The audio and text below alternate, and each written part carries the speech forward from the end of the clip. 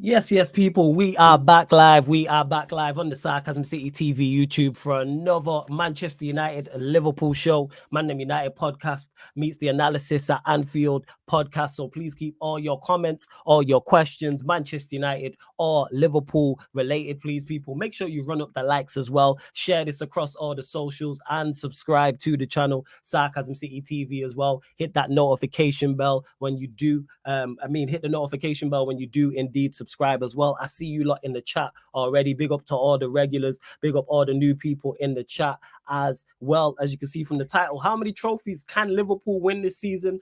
Do Manchester United have any chance of a trophy this season? So we'll be discussing those two things plus more as well, people. And none of the regulars are here yet, but they will be. But I brought in two special guests. I did say all week long, you know what I'm saying? I was bringing in special guests for you lot on all of the Man United podcasts and all of the crossovers, including this one with the analysis at Anfield podcast. So I've got to bring someone on who's been on the channel before. Definitely going to get him on more regular as well. What I like about it, man just cuts to the chase. You know what I'm saying? There's no hype. You know what I'm saying? There's no bullshit. Like, man just cuts to the chase, and he ain't loud about it like me. Like, he'll legit tell you what it is, even about his own club, and I respect that. Like, when he's talking about it, like, yo, let's just call it as it is, and I really respect that. Plus, football knowledge, incredible as well, and the character on top of that. God, welcome to the show, my Don G in the building. What you telling me? I'm good, bro, man. I'm good, man. Love for bringing me on this evening, man. I've been dying to come on a lot more, man. So, like I said to you, obviously we spoke privately and stuff like that. Like, bro, I'd love to come on more because I love chopping it up here, man. I can't even lie. Man, we don't pattern that. We'll talk after. 100%. Well, you're definitely one of a few people that like man can just actually just sit down. We could just chat proper football, man. Some people there's too much of a persona on this content creation, which is fine. I don't mind it. Everyone's got to do what they got to do to eat. I understand all of that, but you know what I mean. We're Flawless and his channel as well, especially, man. You guys, man, this is some real good football talk, man. So love to be here, man. Man. Yo, thank you for the kind words, and that's what it is. Like, we can just, there's no persona. We can just run bants, run jokes, but like we can just chop it up. Speaking of football, and the second special guest, you know what I'm saying, I'm going to introduce people. Someone making their debut on the channel. You'll see him on his own channel. You'll see him on the terrace. See him going viral. Mr. Liverpool himself, you know what I'm saying? I gotta call him. I see him calling people out, talking about no one knows more about Liverpool than me. Quiz any place, anytime, bro. Gotta welcome, man, to the show. Man like Tom Little is in the building. Yes, Tom, what are you telling me? I'm good, mate. I'm good. Good to be on the channel. I've watched a lot of the debates on before. You know, I'm a big fan of the channel. Good to finally make my debut, and yes, I do stand by it. Anytime, anywhere, anyone call me out. I don't even want to face Tom in a quiz, you know. Like I reckon Tom would actually slap me. So I say, like, it's long. It is. We say no, Tom, man. What are you saying though, Tom? Yeah, man, it's been a minute. Obviously, everyone, for those in the chat, the reason why you don't always see people on the special guests, because everyone in the space is busy. That's why. Everybody is busy. Like when you reach out to people, see everyone working on their own channels, they're on other channels as well. But we got G in the building, Tom Little in the building as well. So it's always good to get some fresh perspectives as well. But Tom, we'll start with you. Liverpool season so far, you gotta be, I'm guessing, over the moon with the start. About obviously take away like the Luton result, but other than that, pretty much exceptional, I would say. You know what I'm saying? Yeah, really good start. No complaints about how we started the season at all. Didn't think we'd be in this position. That's the biggest thing I'd say. Okay. Going into the season, I was hoping that we could, get top four, maybe come fourth or third, add the Europa League on top of it. But right now, we've got to be in that conversation for that title challenge, and the way we're playing, the numbers behind it all, we deserve to be where we are, which is the biggest thing. And whether we can carry it on is a different, conversation. But I'm buzzing with how the season started. A lot of the players have taken steps up in terms of the level. The new signings, majority of them have settled in seamlessly. There's really very little to complain about at the minute. So, considering the state we were in last season, where I was dreading watching Liverpool games at points, now I'm actually looking forward to it and want international breaks to end. So it's a lovely little shift. I actually enjoy this stuff again. I actually get back to hating on England and want Liverpool back. Last year, you wouldn't have seen a bigger Scouse English fan. I couldn't wait for international breaks. Now though, I'm back. Want the Premier League back because the Reds are playing beautiful football. That's how I feel about this international break. I never look forward to an international break so much. I'm telling you. You know what I'm saying? I'm really You're hoping the December one coming up, aren't you? Yeah. Hoping they pattern something. I was like, yeah, England, North Macedonia, yes, run me that so I don't have to watch Manchester United, please.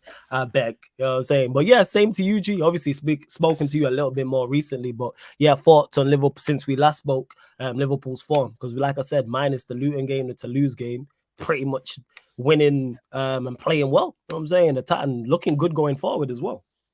No, I think listen, man, me and Tom, we've been on shows together last season, and we've been criticized a lot for the way that we spoke about Liverpool last season. It's all right. It's all good. At the end of the day, we can only speak about what we see. But I'm just like Tom. Like ultimately, I did not think Liverpool would be where they're at right now. I didn't think that we'd be sitting 1 point behind Manchester City. You know, I didn't think we'd be playing well in terms of the attacking sense of things. Obviously, there's a few bits and bobs, as you said, the Luton game, Toulouse game, Brighton game. You know, those are probably only like the minus points. But overall, I think it's been kind of like they've exceeded my expectations so far. Do you know what I mean? And I, like, as much as I have to say it through gritted teeth, because I sat there and said what I said at the beginning of the season, when I'm watching Liverpool now, yes, I'll have my, this could be better. But at the end of the day, sometimes you got to just say, you know, it actually doesn't even matter winning games. Like if we went through the whole season and we conceded a goal in every single game, but we won every game, do you really think I'd care? Like, I'll be like, all right, cool. Yeah. We just set a record of winning the Premier League while conceding in every single game. Like, you know what I mean? Like, it would just be another thing to, you know what I mean? Like, so if this is going to be how Liverpool are, and it means that we're winning games, I can't complain. I can't, what can I say? You know what I mean? I can only moan for so long, and after a while, it just becomes hating. So, yeah, man, like I said, exceeded my expectations. So we keep the ball rolling. Yeah, let me ask you, G, why would you, I'm talking about, I'll ask you the same, to give you the same question as well. Why were you not confident going into the season? Was it the midfield issue? Because I looked at it and I was like, I think City are the best team in the league, unfortunately, and I think they'll win it. But I looked at who was the next best to them, and I picked you lot. And Ryan, when I click him in, will tell you this, and you know this, because I spoke to you about this, G. I thought you was the second best team in the league and still stand by that. I think you will finish second. So was it the midfield area that you looked at and said, that's why we're going to struggle and not be where you're at? Because I'm not surprised by your form, but that's just me. You know what it is? It's obviously it's like you're not surprised if you're going based off of the last like 5 seasons of like of Liverpool, Manchester City going back and forth. You would obviously last season being the only like that was just out of nowhere. It was just shit. Like that's when you'd be like, okay, cool. But then at the same time, remember, everything is kind of an unknown entity when you walk into a next season. As you said, the midfield situation, fair enough, blah, blah, blah. But also, I didn't know that Liverpool players were just going to bounce back straight away. Like all of a sudden, Van Dijk returns to this imperialist Van Dijk. You know, Mo Salah continues doing what he's doing. Heck, I didn't think Darwin Núñez would score goals. Like there's so many things that I didn't even think would even happen like this season.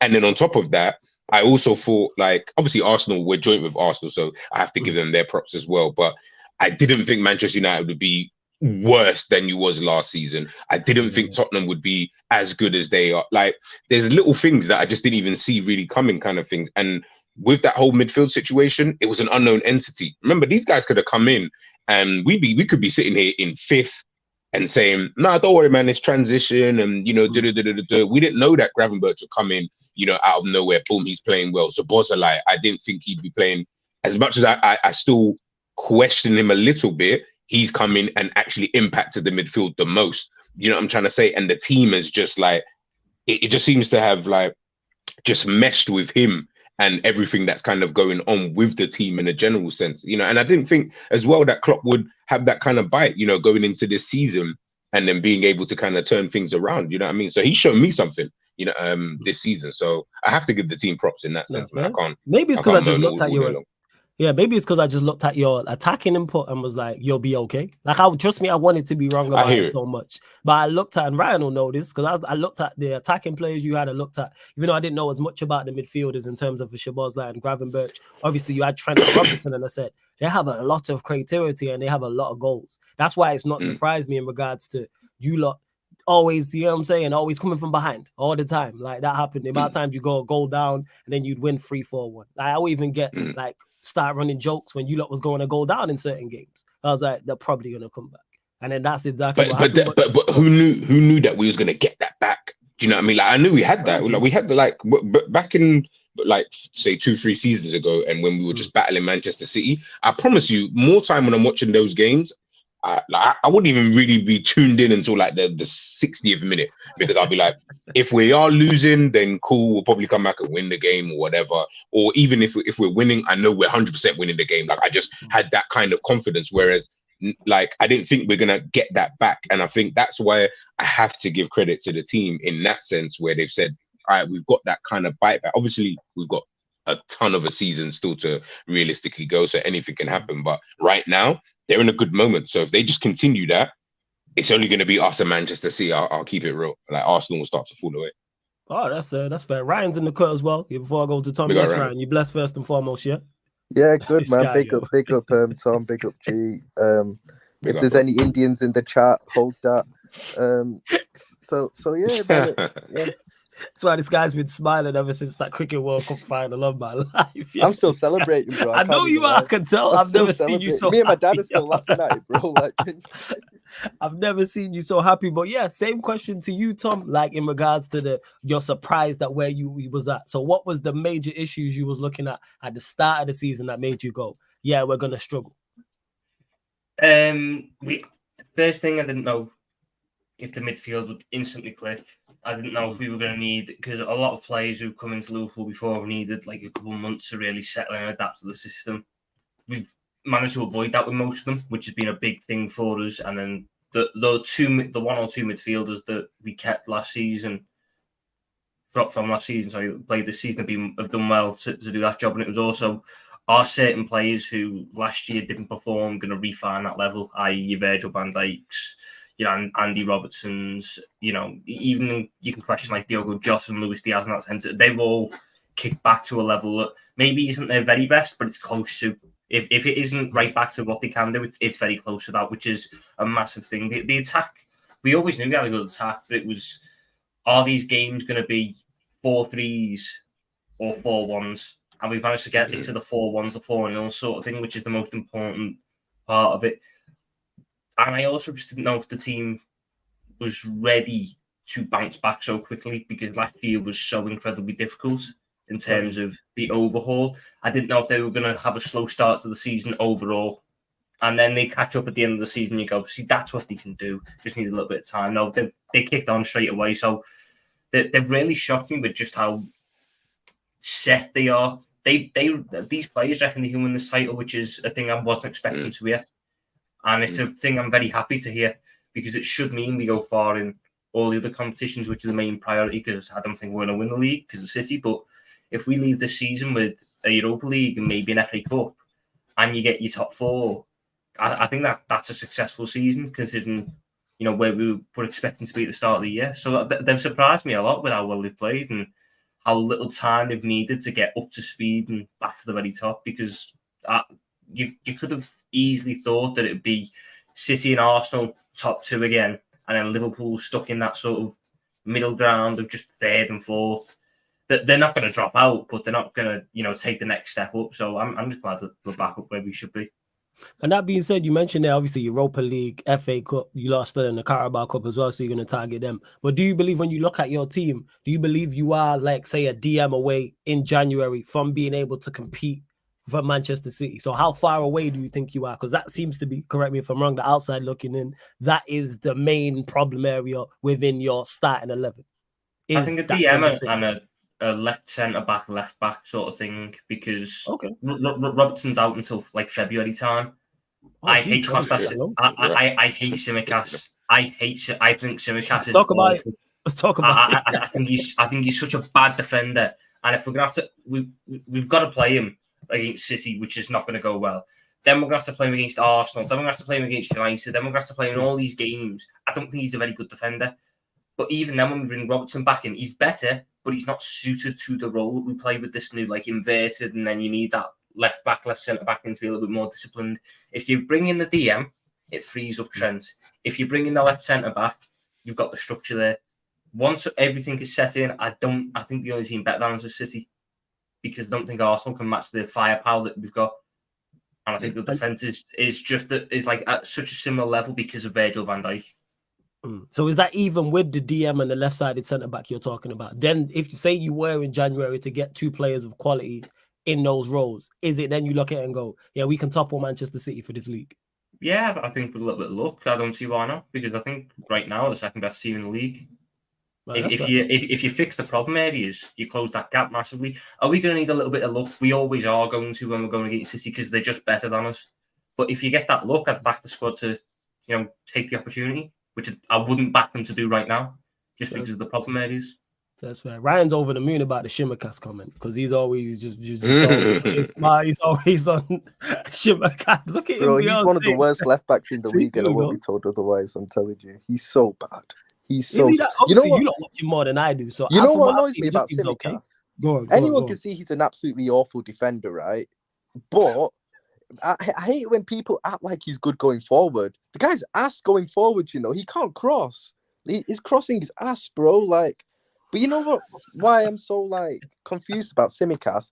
The season where we almost won the quad, he was actually okay when he played. I thought, I actually thought we got a decent backup left back then, innit? But since then, honestly, he's been awful, bro. I don't know what it is, but I don't know. Maybe he kind of had a purple patch that season or so. I don't know, but that's what it is with Simicast, man. I don't know why we kept him. We're giving him a new contract, which I'm hoping is just a way of trying to get some money for him next summer. Hopefully that's the case, but honestly, man, we desperately need to replace him, bro. He's awful, man. He's a left back who, if you were to break down defending into key principles, I don't think he knows 4 of them. If you were to break down to 5 key principles, I don't think he knows 4 of them. I don't think I've ever seen him. I don't think I've ever seen him get goal side of his man. He always doesn't know what goal side. He's always chasing his man. He's the left back, and he's always chasing the winger. I don't get it. Tackling, he can do it on the ground. Standing tackle, no, I don't think I've seen him body someone properly.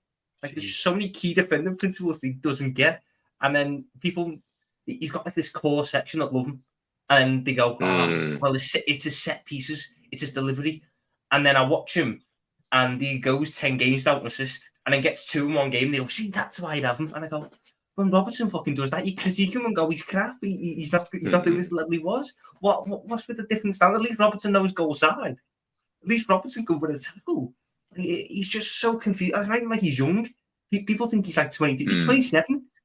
He's supposed to be in his prime. We got him when he was 23, 24. But he's actually he's right. He's 27. The problem I always feel with some about Simicast is that I feel like for Klopp he'd actually be like a calm player to have, because he ain't gonna make noise about really starting games at Liverpool.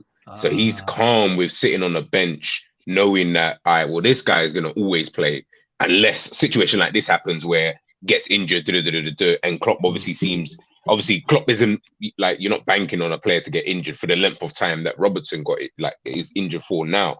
So you might think, he might miss a couple of games a season, here and there, rotate and stuff like that. So he can, play his games. But when Robertson's now out for this amount of time, all I'm saying is, boy, Simicast, you got a lot to live up to in these next few weeks, months or whatever, until Robertson obviously comes back.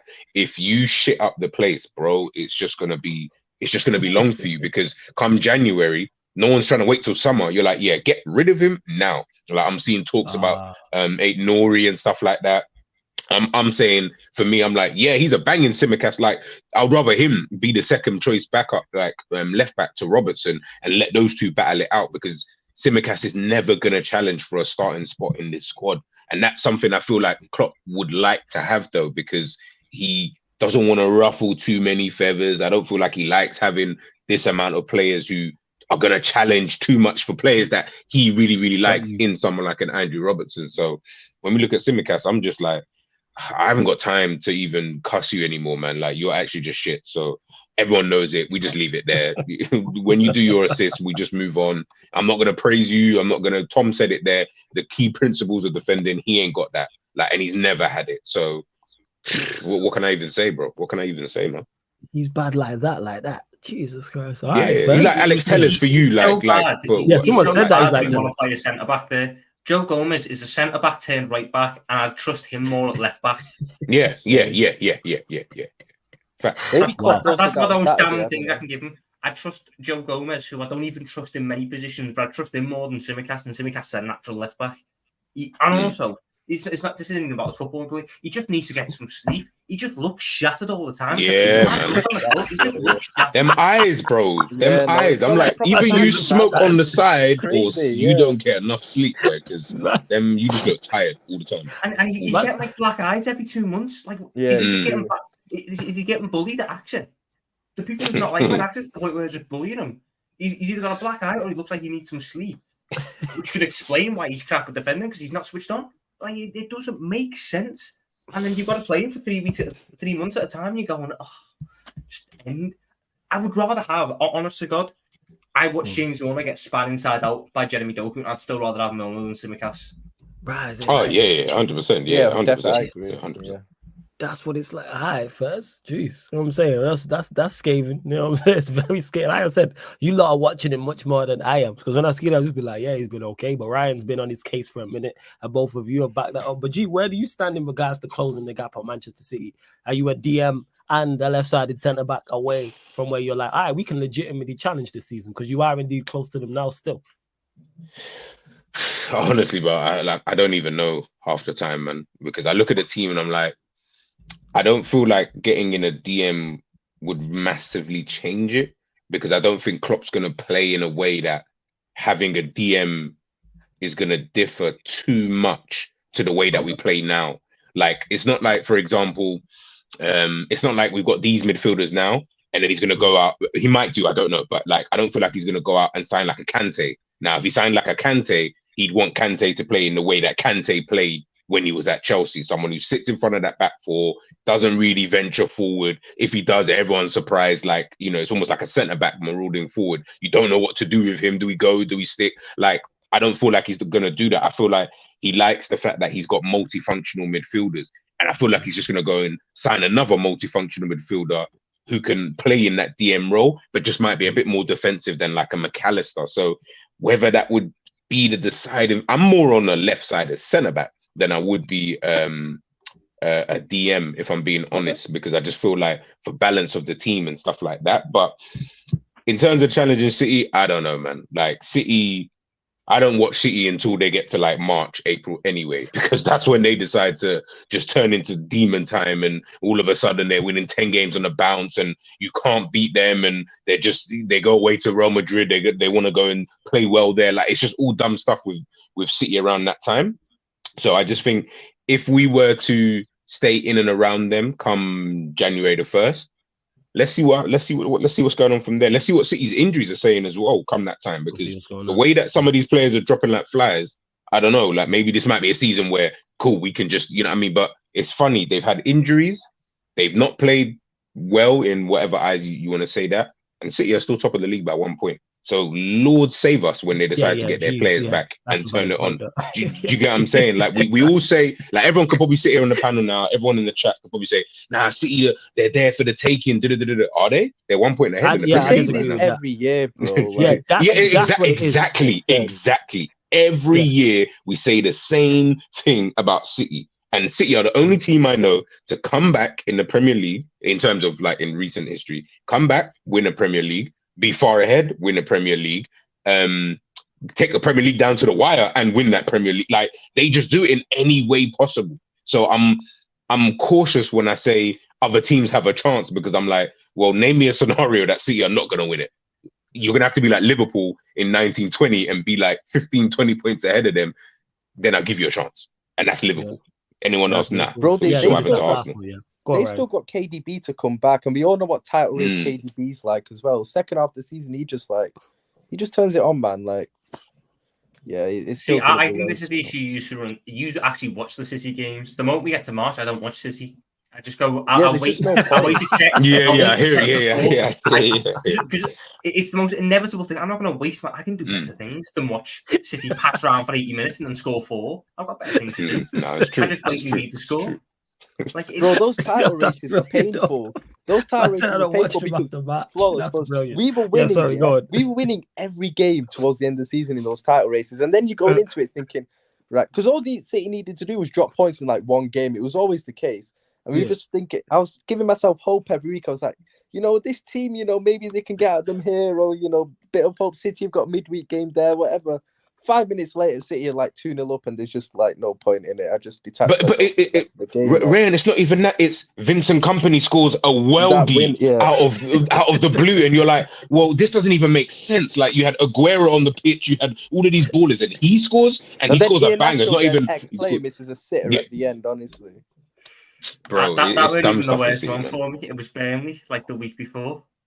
Burnley done. Oh yeah. And then City scored a goal because it was about that much over the line. Yeah, and I ended up on that wasn't even the year where the quad season. I had it because we've been in this situation before. We know you've got to try and earmark a game where you think City are going to drop points. And I looked at Wolves at Molineux and I went, oh, that's the one. That's the one. Molineux's a tough place to go. Only City game I watched in the running, and KDB scores 4. And we've been 5-1. You guys got a hat-trick in half an hour. I'm just watching him smash them all. Isn't it? Really? Jeez. He's right-footed and he scored a left-footed hat-trick. He did.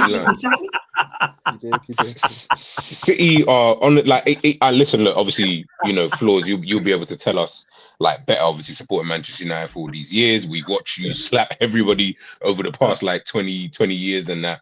But I almost feel like City are more inevitable than you guys were back then. Like, even though I feel like you guys were kind of inevitable at a point where Man United are going to win 5-3, even if they, was it 3-0 down or 2-0 down against Tottenham, you end up coming back to win the game, like stuff like that, Man United were really, really good at. But with City, it's like Top said, man, like, how is De Bruyne scoring a hat-trick? They were inevitable, like, in a different way. That's what I would say. Yeah. We like to put it in like boxing, like fighting terms. We would knockouts. You know what I'm saying? Yeah. We would just lights out. Like you said, we could be 2-0 down, like against Spurs, for example, then win the game 4-5-2. But it was just like, but Tom mentioned it. City passing the ball around for 80 minutes. They're much more methodical. They're death by 1,000 cuts. You just cut your head off. Yeah. But like they will it's painful to deal with that, because like the way they beat you, like after you lot like the season that you lot battered us at OT, they beat us the game before, and that was worse than the 5-0 because of the way they did it. You know what I'm saying? Even though it was only 2-0, you lot beat us. Hear what I'm saying? You lot beat us 5, they beat us 2, and I'm telling you the 2-0 was worse than the 5. Because yours, it was bad, of course. Don't get it mistaken, people. So it's, you coping? No, they were both horrific. But I'm saying the City one was worse because it was just very methodical.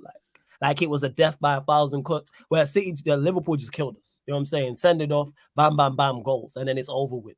Whereas these lot, like, they could have finished the bar at any point and they left us alive, kind of thing. That's what the time. So I get what you're saying. The worst one with City is when you're watching them and you know they're just protecting the team.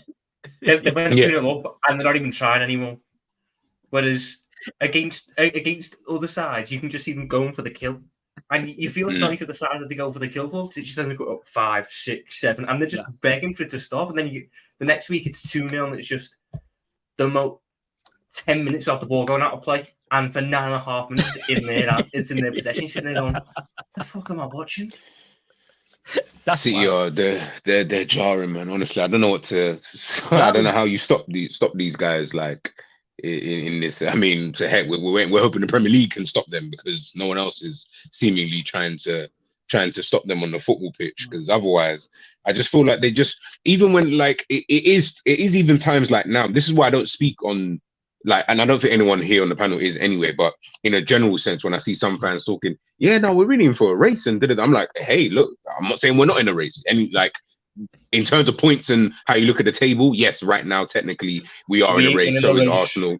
We ain't winning the race. You know what I mean? Yeah, like, we might not, like, I don't think we're going to win that race, but like, yeah, we are in it right as of this, like, as of today's date. But I'm like, you keep underestimating this City team, and you keep saying to people, oh yeah, no, this is their worst season. Oh no, they're playing poorly. Last season, I remember everyone telling me that City were playing poorly. These times, Haaland walked away with 50 odd goals in all competitions, and they won a treble. But somehow that was one of their worst seasons.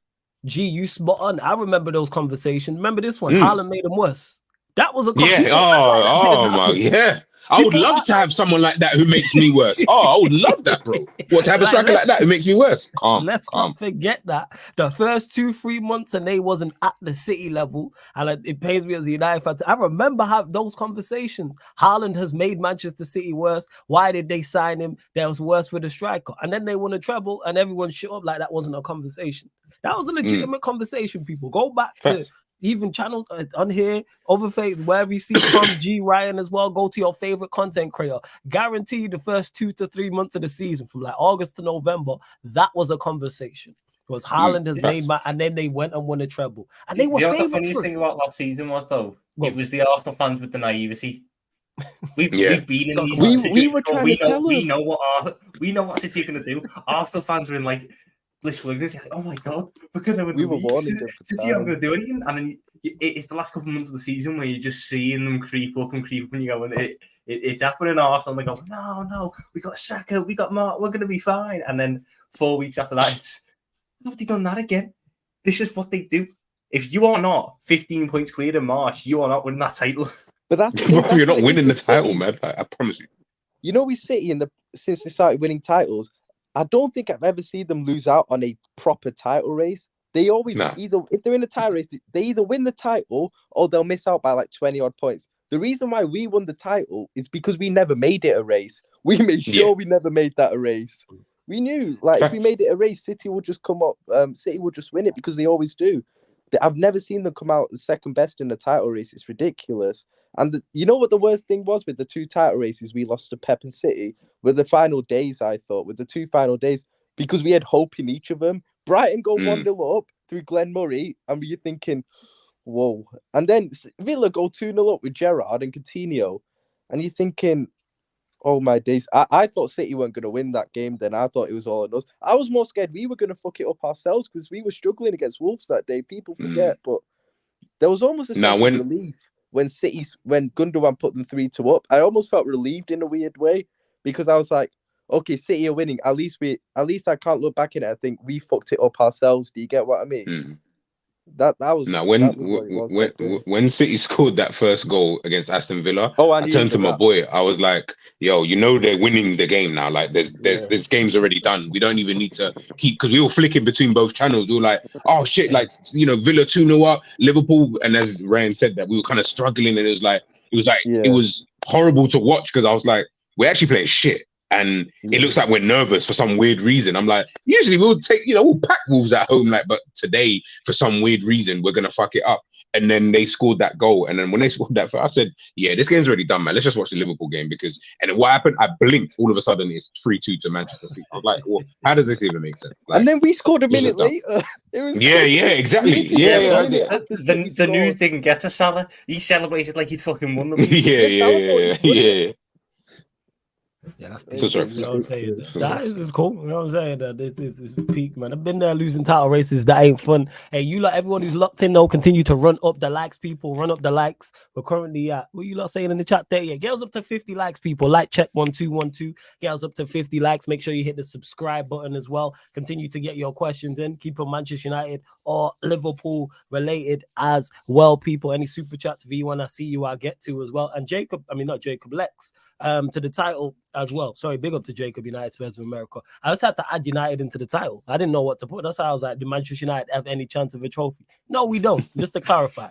But I was like, let's talk about it from a Liverpool perspective. But I had to add us to the title and I didn't know what to add. So I was like, you know what? Boom, let me just add man. But no, we don't. We really don't. Big up to V1 for the super chat who says, which 11 get into City's all-time best Premier League players?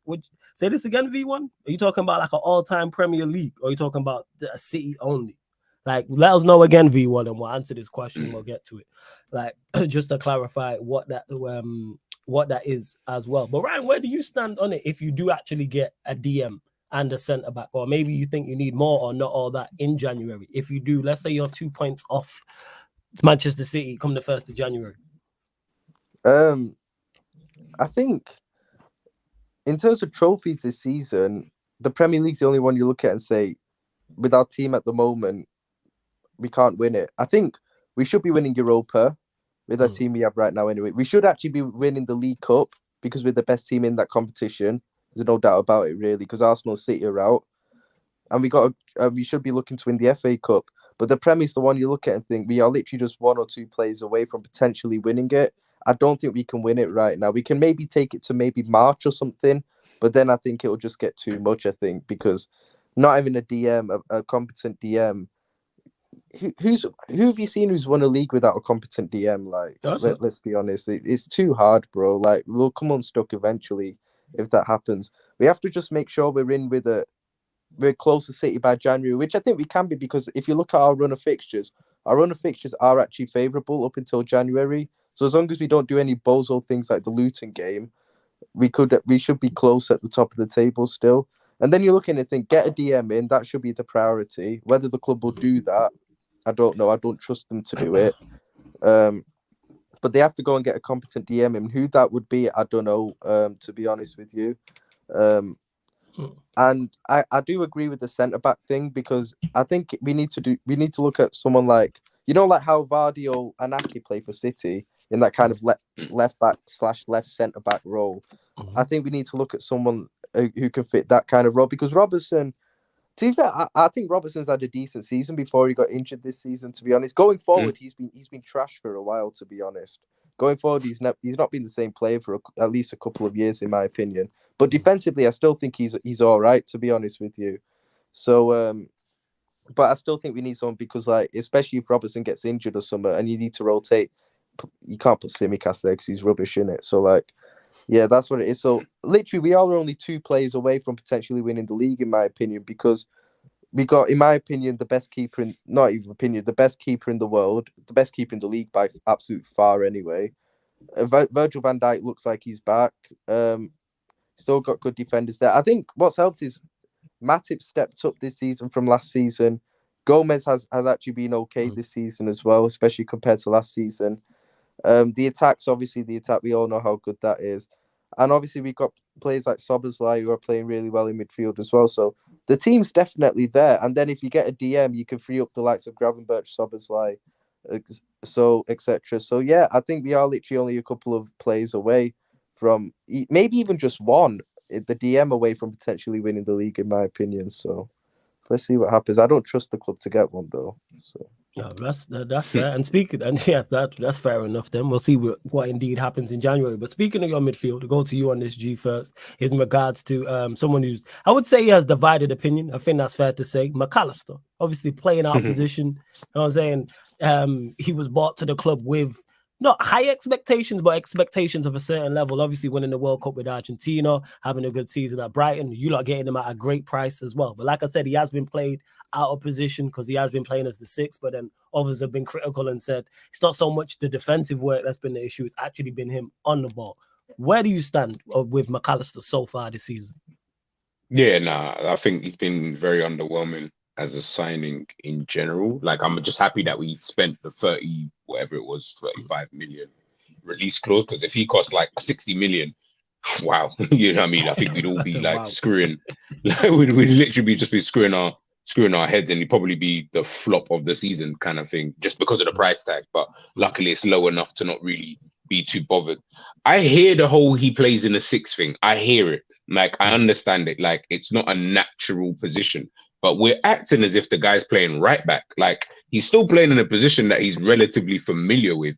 Like, he has played there for Brighton before, you know, in various games. Not like he's played there one time randomly when they needed a player. Like, he's played there enough times, you know, obviously in a different role, but he's played in there. And for me, I just think it's really more about his all-round game in the team. I just think we're just not using him properly. So whether that is moving him further forward, putting him beside someone else, maybe in a double pivot, I don't know what it is, but we're just not seeing the McAllister that I know I've seen before. I've seen this guy and I thought, yo, if Manchester City were able to get this guy, that would have been a better signing than Mateus Nunes, because they would have been able to utilize his skills, his strengths, I think, perfectly. But at Liverpool, where we're more of a like physicality type of team, we're seeing more of that side from, say, someone like him and Szoboszlai. Like, so when I'm watching them play, I'm like, yeah, you're not really doing anything. And then on top of that, defensively, you're just getting run all the time. Like, it's just not looking good,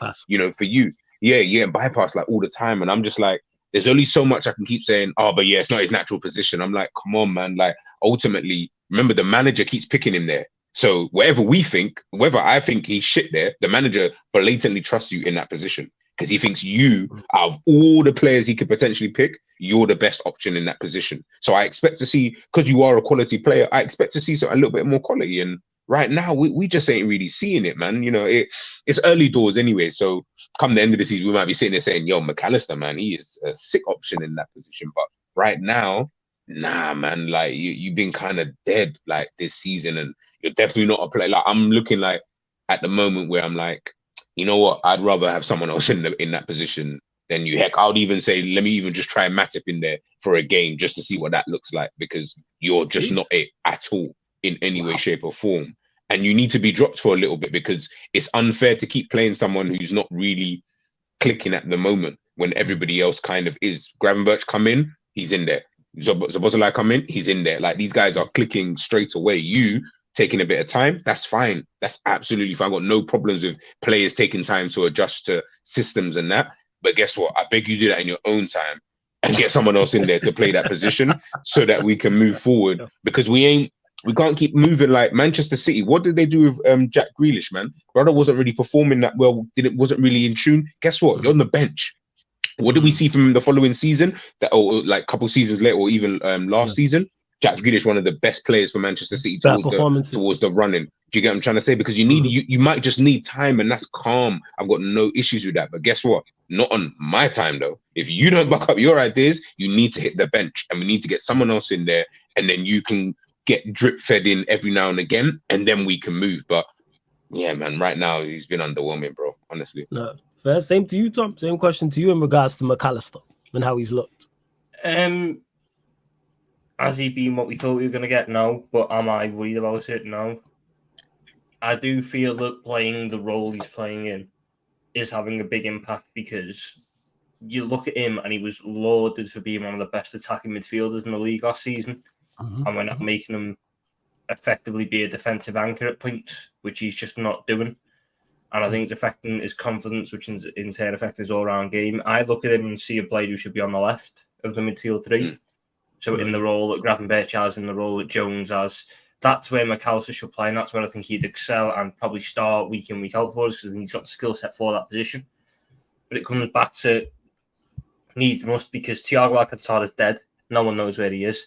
Bajcetic is trying to get back from injury. Tom, he had a baby. Sorry, like allow him to get a baby. He was pregnant.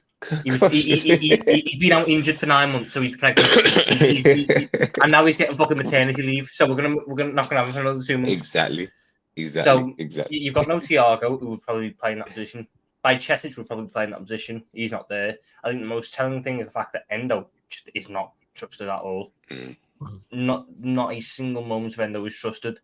Even in the last game, I don't think he was very good, because he was brought in to win duels and won 1 of 10. Not really what I want from a DM. McAllister at least wins like 2 out of 10, 3 out of 10. Like he's slightly better than crap. It's not good enough. Beyond that, you haven't got another DM. So he's having to fill in needs must. This is why when you sit there and ask me what do I think is needed more than a left centre back or a DM, I think the DM is the most important thing, because it frees up all the other players. You'll see a better version of Trent, because he's not having to worry about holding. He's not having to worry about protecting someone else. You might see a bit more of a license for freedom in Gravenberch and Szoboszlai, because they know that they've got the protection behind them, so they don't need to, sprint back the whole time. That they can sometimes pick and choose the moments, because they know that if they've got a proper DM there, he'll break up attacks on his own. You might see a little bit more protection from Robertson when he plays again, because he doesn't have to worry about the fact that if he gets caught out, behind him is a centre mid playing DM who's not really a DM, so he's going to get bypassed. He's got more of a natural DM there who can bail him out. McAllister's been... The thing with him, and the reason why I'm probably not on his back as much as others, I know that Gravenberch and Szoboszlai have been better, and I've given you more moments, but I've seen glimpses with McAllister of what he can do. I've seen enough to just buy me over until he gets moved further forwards. When he gets moved further forward, my expectations increase and the pressure on him increases, because you're in your natural position now. You've got to start. You've got to prove that was just because of external circumstances. But for now, I look at him and go, we've really got no one else we can play there, so he's passable for now. But it's very clear that he's the weakness. I mean, the only other option we've got there at the minute is Curtis Jones, and I like Curtis Jones, but I think McAllister's a better DM than, because I think Curtis Jones. You think so? Lose to. I think so. I think he's more suited to that role. I think Curtis Jones has a natural tendency to drift wide. That's because of how he's played his whole career. He's been a left winger and he's been a wide attacking mid. So he naturally drifts out wide, which is very good at left centre mid because it frees up players, creates space, allows you to keep the ball. But at DM, I think there'll be moments where he almost, like a dog, just starts chasing the ball, starts ball watching, and in a position that is so important for discipline against a team like a City or an Arsenal, they would kill us in it, especially because they've got such good tens. Odegaard would feast in the space that Curtis Jones could leave. McAllister doesn't leave space. McAllister just can't win the tackles. I imagine, like, if Curtis Jones is there, if you're up against Martin Odegaard, I'm just going to use his name as an example. Yeah, Curtis Jones can deal with Odegaard when he gets the ball, but he can't stop the ball getting to Odegaard. McAllister can stop the ball getting into Odegaard, but if he doesn't stop it, then Odegaard is just going to bully him.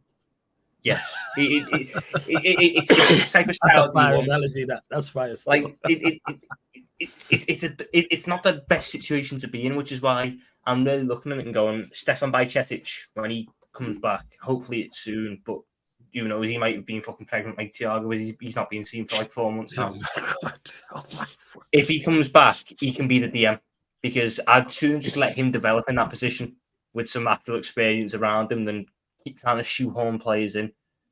But the DM has to be bought, and whoever it is, I mean, like, there's this Andre fella from Brazil. There's probably about 6 different Brazilian youngsters who apparently we now got a fetish for buying because we're just scouting all them.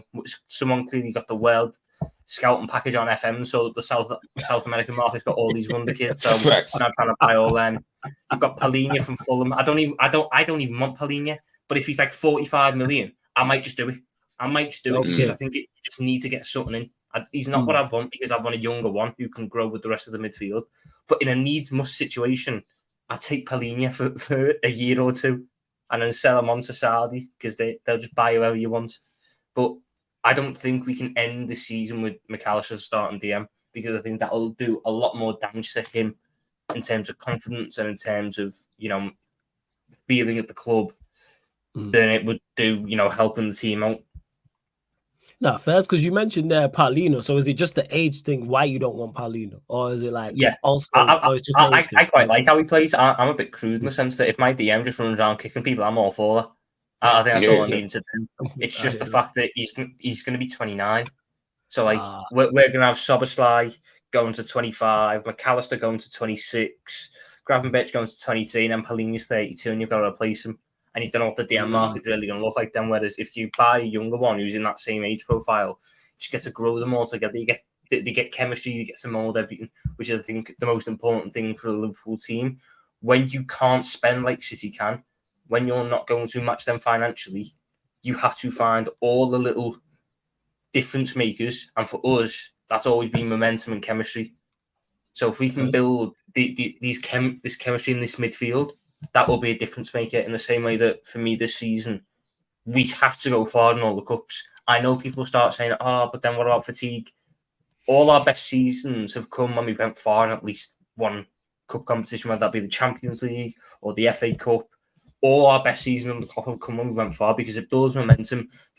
Players don't feel tired when they win. That's the big thing. Players felt tired last season because they were getting spanked by Wolves and Brighton. They didn't want to play. I didn't want to play. I didn't want to watch it. I felt tired watching it. This year, though, I could watch us at lows because we're winning. There's no fatigue. There's no tiredness. The other one for the quad. We played 64 games. But I couldn't say... it never felt like 64 games. Because when you're winning, it's a good feeling. So if we want to achieve what we can achieve this season, you bring in your DM and you go far in the competitions, because you have to. And hopefully, at the end of the season, we get to see Thiago off with at least one more appearance, because I'm sick of it. I can't wait for them. Talk about it. I've had enough of injury-prone midfield at the football club. I've had Naby Keita stinking it up for 6 years. I've had Thiago Alcantara teasing me. I say he's a cocktail. He's a striptease. He lures you in with such good performances. You watch him dominate midfield, and he's out for 3 months, and he's sitting there going, "Come on!" And then I had to go back to watching Henderson last year. You know, it's like dangling the carrot. I'm like that stupid little rabbit that's chasing the cat that's dangling just out my reach. I watched Thiago for a month, and I'm going, "Oh my god!" And I had to watch Henderson for 4 months, stinking it up. And now I don't even get to see him. Now that we've got a competent midfield, I don't even get to see him. Like, what have I done wrong to be punished that I don't even get to see him with some decent midfielders? And now his contract's up at the end of the season and talking about giving him a new one. No, he's the third highest paid player, and he plays less minutes than our 4th choice left back, who I didn't even know existed, but apparently he does, and he's played less minutes. So how can we reward that? Just go let him get his bag in Saudi. Go let him be some Saudi doctor's problem. I've had enough. He can be that one that, you know, got away, but he never got away. He just kept getting fucking hamstring injuries or hip injuries, like an old woman. You know, I said like an old woman. You know, like with someone like Thiago, it's dumb, yeah, because what Tom said is actually true, but it's dumb. The one time Liverpool go out and say, "Nah, we're gonna buy like a world-class player," you know, someone who's at the top of their game right now, and they're gonna come to Liverpool, and then we get Thiago just coming off the back of a Champions League winning season, you know, best midfielder, you know, in that season, you know, we know how good he is in a general sense, and the one time we decide to do it, it turns out like this. You know what I mean? So it brings up the clamor for saying, "Nah, I'd rather go out and sign, you know, the Gakpos and the Diazes, and you know, let's just keep signing those kind of guys because, you know, at least if they develop or don't develop, it's not really too bad of a situation." But you know, when really we could have been easily signing some of these top class players, but now it's almost like the club might see that and be like, I don't know now. You know what I mean? Maybe we don't go out and sign these kind of. Obviously, Thiago's might be an exception to the rule, but. I was so gassed when we signed it because I was like, nah, like we never usually go out and buy these kind of players. Like it's usually someone who you know of, but we know we're waiting 3 years for this guy to be a something, and then we can obviously go from there, like him being a world-class player. We actually signed the one of, if not the best midfielder that season, you know, the following season. So to then see that he's had this injury list, yeah, Thiago, as sick as you are, you definitely need to go at the end of the season. I cannot see you again next season. Like it's pointless. It's so pointless. Waste of money. You echo that in regards to Thiago not getting a new deal because of his injury. Oh yeah, like I'm a massive Thiago fan in it. I've been for years, even when he was at Bayern. But it's like being a Keita fan, he just teases you. Yeah, he needs to go. He does need to go. I agree, but he definitely needs to go. But what makes it even more comfortable is like when I think about, I was gassed when he joined. By the way, that's the most gassed I've ever been about signing for sure. Like it definitely was. But when you look back at it, he has played some games, but when you look back at it, with the exception of the season we almost won the quad, which I admit, when he played that season, he was unbelievable. Like, in my opinion, he was unreal that season when he played. Whenever in the other seasons where he has actually played for us, so first half of last season and second half of the season in his first season, let's be honest, he hasn't been that great, in my opinion. I'll be honest with you. I don't think he's been that great, with the exception of the season we almost won the quad, where he was great. He's had more bad seasons than good seasons at Liverpool. 100%. And it's when you know the quality of him. I remember people saying last season, he's having up until he got injured, he's having a good season. He's playing really well. I don't think he was. I don't think he was playing well. He just looked really good next to Henderson and Fabinho and Elliott in midfield because he's miles better player than all of them. He just looked better compared to those guys, but actually he wasn't playing that well, in my opinion. So I do feel like people overgas it with Thiago at times this time here when he has played, because I think he's only had one season where he genuinely put in really, really good performances for us. He looks, don't get me wrong, he looks good. Watching it, he looks good. When he comes back and he does that little fucking like shimmy turn when he goes, whoa, and then sends someone. Best believe I'm asking for a new 3-year deal just so I can see that. But logic will step in and go, I've seen that once all season. I've seen that once. He was supposed to be back at the start of pre-season. He got the surgery in April, and we were told start of pre-season he'll be back. He'll use pre-season to rehabilitate, and then he'll be there. And the big thing I was told this summer, you can't sell him. I was going, Saudi money's there. If we can get 20 mil for him, I'm taking that. We make a profit on him. How would we make a profit? If that Saudi money's there, you take it. I'm going, no, you don't want to sell him. He can mentor the young players. Mentor them from where? FaceTime on the real talk. What mentoring is he going to be doing while he... Here's how you don't recover from a hip injury. Here's how you constantly get injured whenever you're close to a return. There's no mentoring there. And the one player he was supposed to mentor, Stefan Bajcetic, he is mentoring from the hospital bed. So you know what? Next time Stefan Bajcetic gets injured, he'll have the best rehab program because he's been told how to do it from Thiago, a perennially injury-prone player. But we won't. It's fucking irrelevant for us. Right now, he's on 200 grand a week, and his last start for Liverpool Football Club was January. Was it the Wolves game? Right. What January was the last time he played? January was his last start for Liverpool. He made I think it was the Wolves game. He made 3 sub appearances in like April, but he do you know how bad it got for him? He couldn't even displace Curtis Jones. And this was at the start of the Jones run. This was before the Jones hype really started to build up. This was Thiago. Like we all just thought Jones is in there until Thiago was back, and he couldn't displace him. And then he got done his hip and was out for the rest of the season. And now I would much rather play Curtis Jones than Thiago. Like I'm sick of him. I know he will lure me back in with good performances because he always does. But I have to. This is where logic and heart have to separate. I cannot justify giving him a new deal because next year he will get injured again. And next year, I'll be in the same position because the one thing this club will do if they give Thiago a new deal is say, no, you're not starting another midfielder because you've got Thiago. Mm-hmm. It's like saying, no, I don't need to buy a new door. I've just sellotape this one together. The sellotape struggles all together, but we sellotape it together. It's still a door. When the sellotape falls off and the door splits in two again, what do you do then? You get another piece. No, you go and buy a new door. But this football club doesn't do that. This football club doesn't do it. We don't sellotape the door and then buy the new one. So, we get a little bit out of this one. And when it's done, we can, put the new one. No, we just sellotape the door. It breaks again. We've run out of sellotape now. We're just going to keep shoving it in. We're just going to keep shoving it in the frame. It doesn't fit. It's so broken. The door doesn't open anymore. It's squeaked. But it's there because we're not buying a new door. That's all this football club does. It's a joke. It's only when the door actually gets blown over that's when we think, oh, you know what? Maybe we should buy a new door. Like, maybe we should get a new door. Like, because I don't think this one's working anymore. You're like, bro, like we told you about this door like 4 years ago. Like, why didn't you change it? You missed a step. They get the baby gate first, so they've got a baby gate in the. Oh yeah. Put the baby gate in there. No, you're right. You're right. When I did it. This is what Klopp. No, but Klopp does this, bro. Flawless. I'm telling you, Klopp does this. There's last summer where that is mad funny. The baby gate is leading me. Sorry, go on, right? No, Klopp does it himself because the season where we didn't get a midfielder in that summer, we got Arthur Melo on deadline day. We almost got too many rejected us basically. So Klopp's all summer like, oh, we don't need a midfielder. Why do we need a midfielder? All of a sudden, the season starts. Thiago gets injured. We start getting injuries. And a week before the window ends, he's like, oh, I'm sorry, guys. We need a midfielder. It took him injuries to realize it, bro. Like, this is what he does as well. He's a problem in this as well when it comes to stuff like that. Honestly. Arthur really was the baby gate. He really was. You know how he was. That's what I'm saying. Now, what Tom's saying is actually spitting. You know how he was the baby gate because obviously, if you put the baby gate over a door frame, obviously it's not going to do anything. Like anyone could just walk over that like no tomorrow. Arthur never played. But 13 minutes, so he was useless anyway. Like he would just be in there. Football for us. It's true.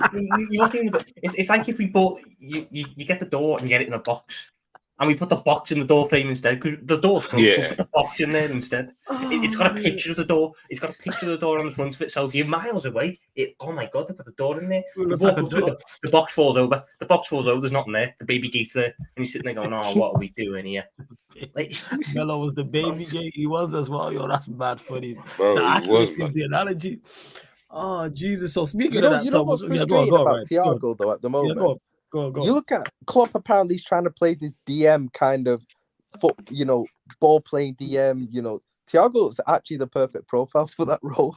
We've actually got the perfect profile for that role at our own club. But like, that guy just got a season ticket to the hospital, bro. He's the perfect profile for the 3 games he plays before it's the hamstring or the hip or the ankle or the groin or the fucking. Who knows what, the foot, the arm, the fucking eyeball. Before something goes, you get 3 games where you're like, oh my God. It's like there was a weird room in the summer that we wanted Verratti. We would have had 60 minutes. The 60 minutes we would have got in a whole season of Verratti and Thiago playing together would have been the most beautiful midfield football. That would have been exceptional for that 60 minutes, 100%. That's it. Like, I don't see the point in it. Like, genuinely, it's got to the point now where I reckon Thiago is back around February, March time. Probably. If we're not in the title race, if we're 10 points off City and there's no way back, I'm not playing them. Fuck that. I just give the minutes to the youngsters, let them develop. I don't need to play Thiago and have him lure me into a false sense of security and make me sit there and go, if only you didn't have hamstrings that blew up every 5 minutes or hips that still rotated like a proper humans do. Like, and the hip one is the most he's caught out the hip injury. He said he's going to have these hip injuries, and we sat there and went, oh, let's just keep it. Oh, he's got a hip injury. You thought he was saying it 2 years ago. Oh, my hips are going to give him one day because of the way I play. And we sit there going, oh my God, he's got a hip injury and we're not going to manage it right.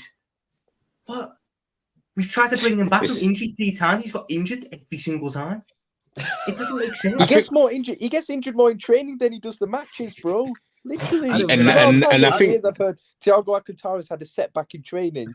Honestly, I've heard that so many times over the past 3 years, bro.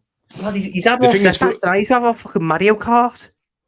Bro, it doesn't make sense.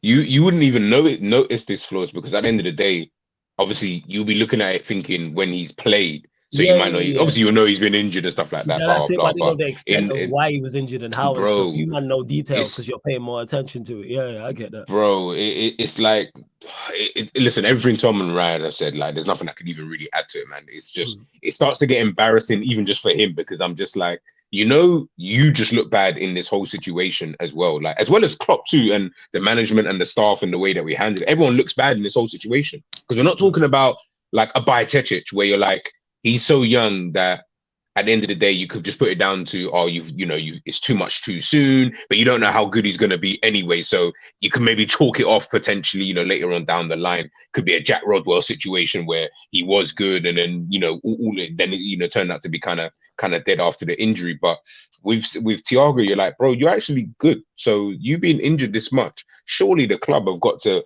look at things and start thinking to themselves, we've got to have a better way of dealing with this, man. But unfortunately, listen, look, when we've employed Keita and Ox, I don't feel like the club are making good medical, Klopp acts like he's got a PhD in science and medical science because he keeps telling us, yeah, don't worry, he's going to be back in, XYZ time. As soon as that time comes, Firmino was supposed to be out last season for a couple of games. I fully remember him saying Firmino being out for a few games or whatever it was. I didn't see Firmino for time.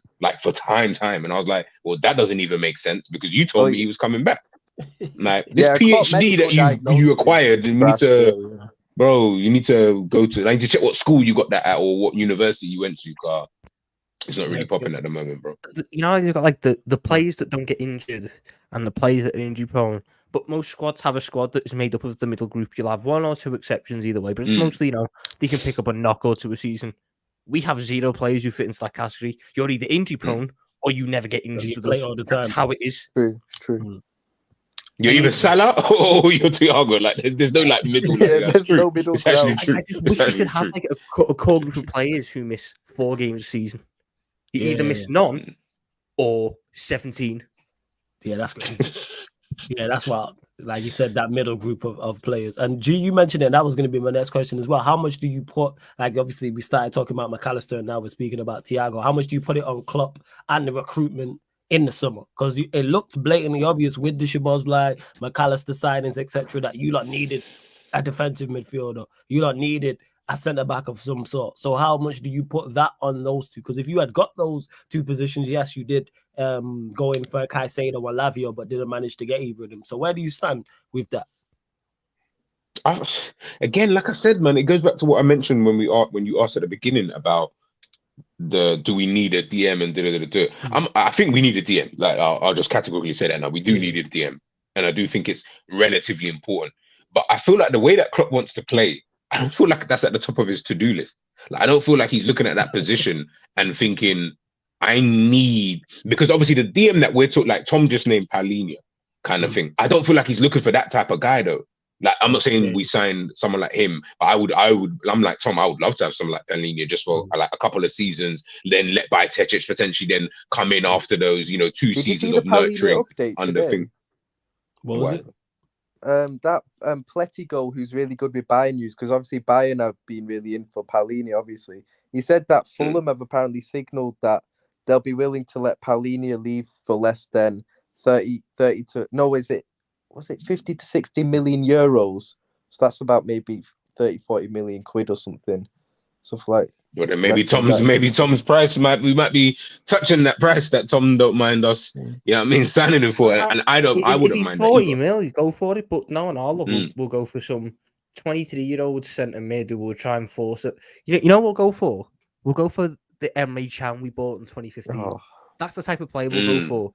A centre mid who's got all the physical capabilities to be a DM.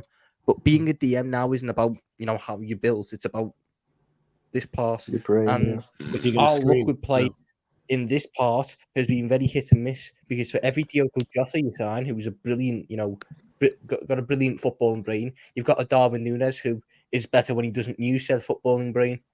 So would we sign a midfielder who's good with his brain and has the physical capabilities, or are we going to go for? We'll sign someone with a deficiency. We always sign someone with a deficiency, and I wonder what deficiency it's going to be. We've already got out. I wonder what deficiency. Yeah, there's like three horsemen. You either sign a player who's got no brain, a player who's got no durability, or a player who's got no ability. We'd like this one. We'd like the no durability one. I'm sick of it. I would actually much rather have someone with no brain, because at least he can entertain me for a little bit. At least the Darwin Núñez thing. You basically would just be a Darwin Núñez. Yeah, it's true. A couple of things that I quite like. Whereas the player with no ability, Jurgen Klopp could probably just, batter them into shape in 2 years and get something out of them.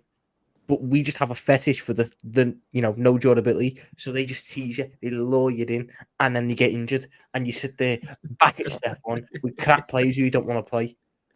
This Thiago thing is really, you really got to be in your body about this, Tom. Yeah, go on, the floor is yours, my guy. I've had it with Casey for years, and all that ends up happening, you buy these replacements, you buy these players. So let's say you buy Thiago to replace Wijnaldum, and then Wijnaldum ends up playing more the next season because Thiago was injured. He ends up playing more when you've bought a replacement for him, because you can't replace him because he's injured. Whoever we buy for DM has to at least be fit. I don't care if they're not, as good as a Rodri or as good as a Rice, or if their ability level isn't even as good as a Caicedo or something. But if they're fit, I can at least get something out of that. I can at least let you have 6 months to try and get better, rather than. That's why the endo stuff is a bit mad, because Endo is fit like all the time. Would you rather just see Endo play there? Would you rather see Endo play there? Because Endo's that bad. He's not good. Oh, so he's that bad. Okay, I don't mind, and I want to see what Endo does for a few games. You know what Endo is? Endo is the Henderson we had last season. The player whose legs have gone, or they're starting to fade, and you can so clearly see it. When you bring Endo on for the last 20 minutes, he looks at play. He looks, at speed with the game. But that's a problem, because he should be, a step ahead of the game, because he's only playing 20 minutes. The rest have played 70. When he starts a game, he looks off the pace because they're just quicker than him. I think he's a very smart footballer. He's got his own podcast. Like, he runs his own fucking team thing. Like, whoop-de-doo, big well done to you. But what's your analysis of been the past couple of weeks? Your crap performance against Toulouse, your crap performance against Brentford, and then just, like a compilation of you sitting on the bench looking good for the camera. You're just too slow when you come on. He's just not physically. You're just saying he's just physically just doesn't have it. That's what it is. He's a yard slow. Every time that a midfielder comes at him, he's a second late to the tackle, or he doesn't read it quick enough. So you see him, he sticks that leg out, and then his leg is where the ball was. It's not where it is now. Whereas the DMs that you need, they get to the ball quicker. They win the battles. They win the duels. Endo was a player that was a gamble, because we missed out on 2. And what we should have done is binned Endo off and spent and delved a little bit more into the kitty to 40 or 50 and go buy a natural DM. You can still sign Gravenberch, but you go and buy a better, younger DM. I don't buy into the belief that there was no one else available on the market. There definitely was. Yeah, I think that's definitely a myth. That's a whole, just because there's no no what obvious it was name with out there, Endo. it's a myth. This is what I think went on, is that the club was just desperate, and after what happened with Caicedo and Lavia, them essentially missing out on both. They just both chose. Bear in mind, Liverpool agreed fees with the clubs for both of them. They agreed a fee with Lavia. They tried to lie about it, but they did. But obviously, those two players decided to go to Chelsea. Liverpool then panicked, in my opinion, and went, right, we'll just go for someone who's a DM. So we can say we signed a DM who is easy to get. So it'll be easy to negotiate a fee with the club, and the player will have absolutely no issues in coming to the club. There'll be no issues with him choosing someone else or someone like that. So that's why I think they went for Endo, because he would be just so easy to get. And at least they can say then, oh, we got ADM, you know, Japanese captain, etc., experienced player. That's what I think. And they tried to portray it as a great signing, which we all know. I'd never even heard of the guy when we signed him. I was on holiday in Barcelona. I saw it. I was like, who? I had to check Fabrizio Romano's account was real, bro. I had to check. Do you know how bad it was? Fabrizio, every single tweet he put out about the signing was like, shocking signing for Liverpool, surprise signing. I've never seen him speak like that before. I've never seen him go, oh, that's when I knew. That's when I knew. Every single moment he had, it was like, surprise move by Liverpool, shocking move by. And I'm sitting there going, lad, you didn't need. Endo probably doesn't even believe it. He reckons his mate should rang up when fucking is a prank, mate. And we didn't even get him on loan. Like, exactly. You could have bought Douglas Luiz. You could have bought Douglas Luiz. I'd say Douglas Luiz tomorrow. I'll be honest. You could have bought Boubacar of course. Yeah. You could have bought. He was more expensive, but Sheikh Dakota. You could have bought Matt Weaver from Feyenoord. There's probably Championship DMs I'd have over Endo, because at least they've got something in terms of growth, in terms of room. Endo is not going to improve. I think he could be gone in the summer. I think he could go in the summer, even though he signed a 4-year contract, which I don't even know why they gave him. So you feel like it's a Minamino type of situation where, just kind of our shirt sales in Japan must be immense. You know, he's the captain of the Japanese national team. We must have some banging sales out there. Yeah, definitely. But no, why can't we get like Man United had like a Ji-Sung Park and that, you know, someone who was a bit of a dope player as well. Like, why can't we get these guys? We had our bad ones, man. Dong Fang Zhu. We had our bad ones, man. Dong Fang Zhu. You know what I'm saying? For those that remember, we are old enough. You know what I'm saying? Like Dong Fang Zhu we had Ji-Sung Park, unsung hero. 100%. Do you not remember the conspiracy that happened when we first bought Minamino?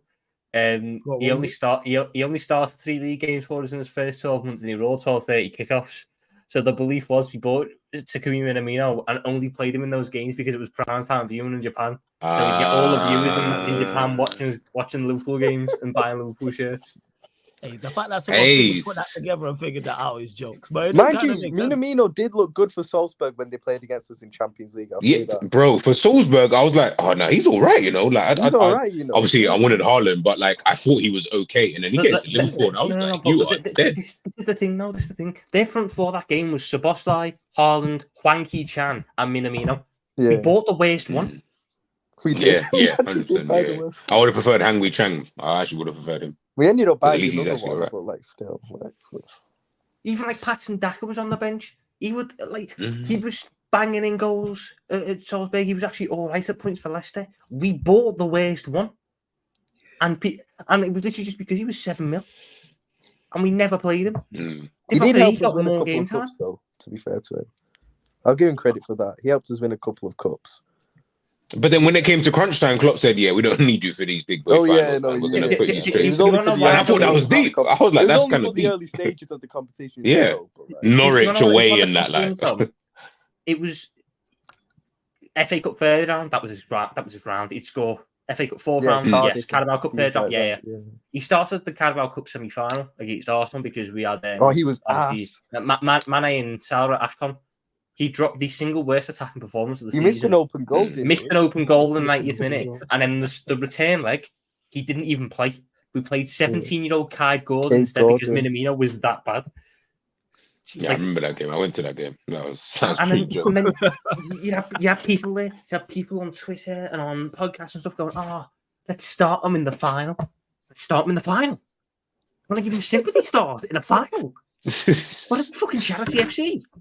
I just remember watching Kaide Gordon, the Emirates, and I remember sitting there thinking, I feel sorry. Obviously, we all play football, and you can see like a clear difference with someone who's so young, so frail, up against like, and remember like you're up. He's not even like Martinelli's, the Sakas. These guys ain't like 29, 30 years old. Like they're just like a few years older than him, and they look more like football Premier League ready players. And I looked at Kai Gordon, I was like, bro, if we was playing on Sunday, man, you might even get your legs chopped down, you know. Like, so Lord knows what these guys are going to do to you on the pitch. And you could see there was a difference. But even then, I was like, that's mad if Klopp's not even willing to really play a Minamino or have Minamino, you know, in these kind of games where really this should be your bread and butter. I'll be real. But you know, it is what it is, man. It is what it is. Honestly. Just we are gonna close out shortly. People continue to run up the like scales to hit the subscribe button as well. We're still free short of 50 likes, man. 50 likes, road to 9,000 subscribers on the channel as well. And Tom, I wanted to ask you the same thing as well. I asked you in regards to the summer window. We've been talking about the midfielders. Do you put that on Klopp and the recruitment that you didn't go and get a defensive midfielder? You listed off numerous names there. So is that on them? You look at it and go, why did you not do this? Yeah, I think they should have done. I think I know they wanted this Andre fella, but now that's up in the air because Fulham could beat us. Like, I just don't see why you were waiting. I don't know who you were waiting on if you were waiting, because anyone that you could possibly be waiting on, you could have got in the summer. And I don't see why. The one thing this club likes to do is let a player go elsewhere, see them develop into the player that we knew they were going to be, and then spend like 3 times what they originally cost, and then go, oh, that's a good sign in that. Buy them in the first place, now let them learn under you. Take the gamble, but trust yourself.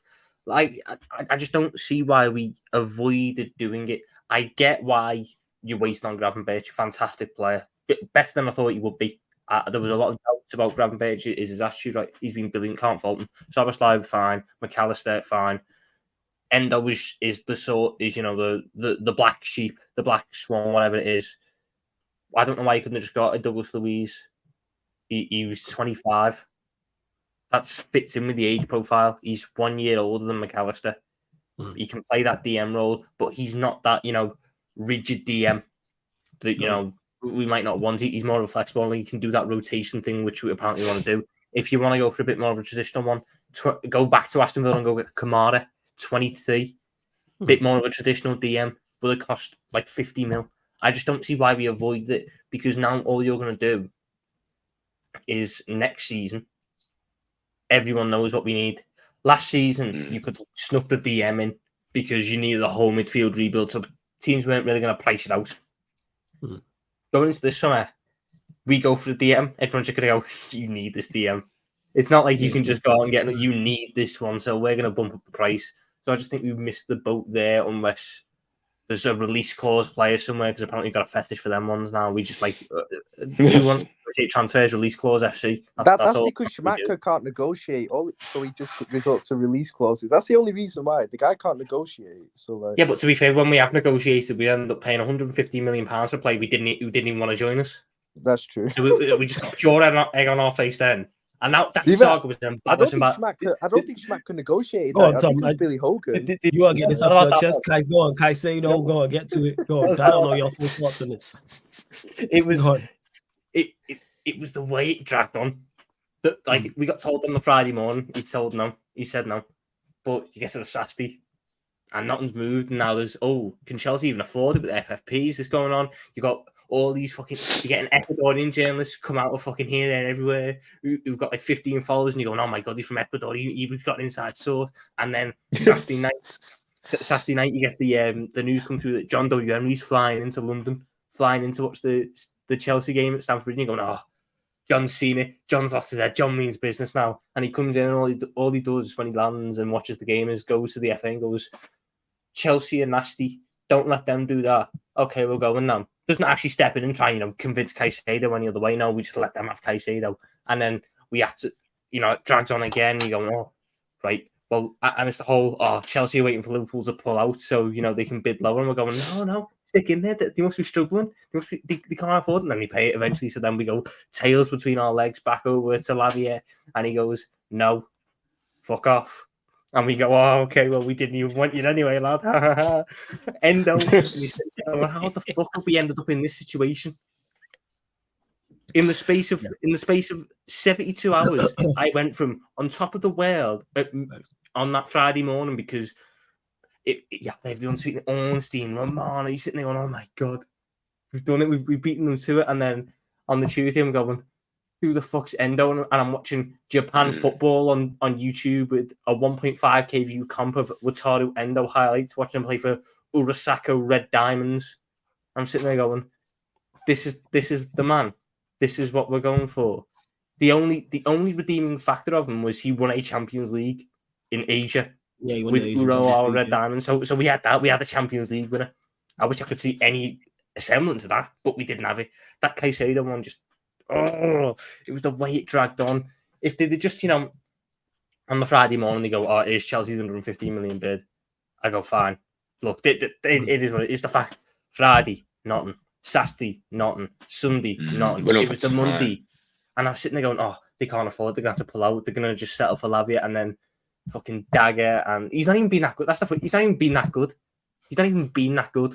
But it's just that dopamine rush of seeing my club spending £110 million on a footballer.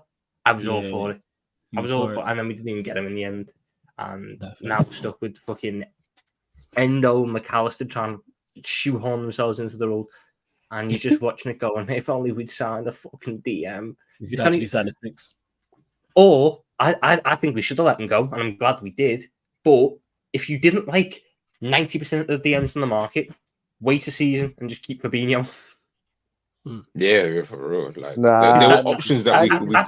That Saudi money.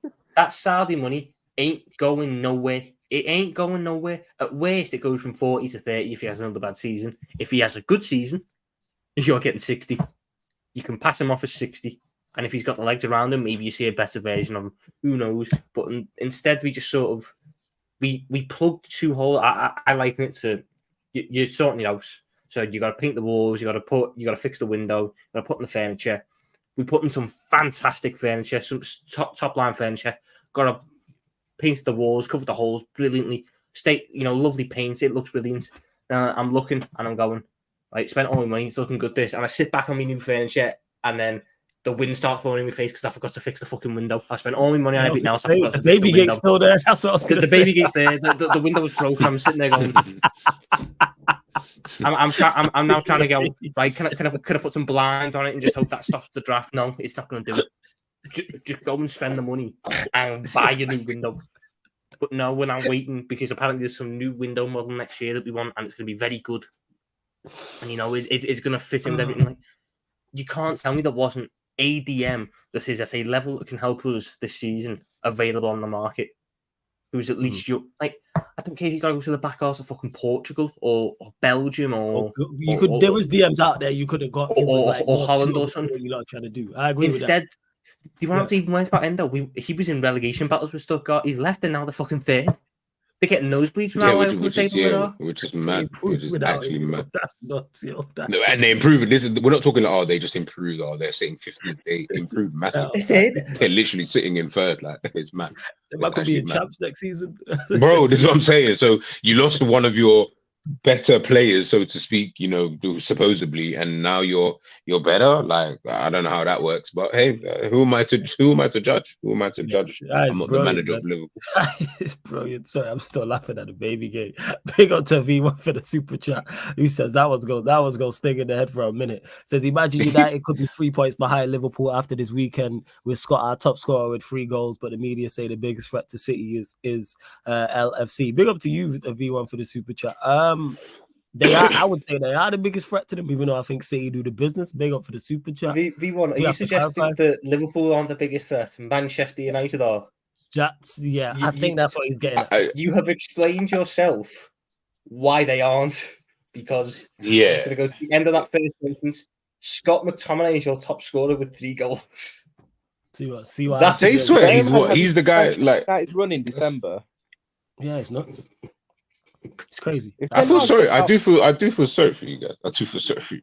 Yeah, I feel sorry for you. I'm saying, I don't feel sorry for them. Fuck them. I feel sorry for them, because remember, man grew up watching these guys slap everybody, and you've almost seen like they were the cool guys in school. I'm trying to say, like, they were the ones who were getting all the girls and all of that stuff. And then now I'm seeing you now, you're balding.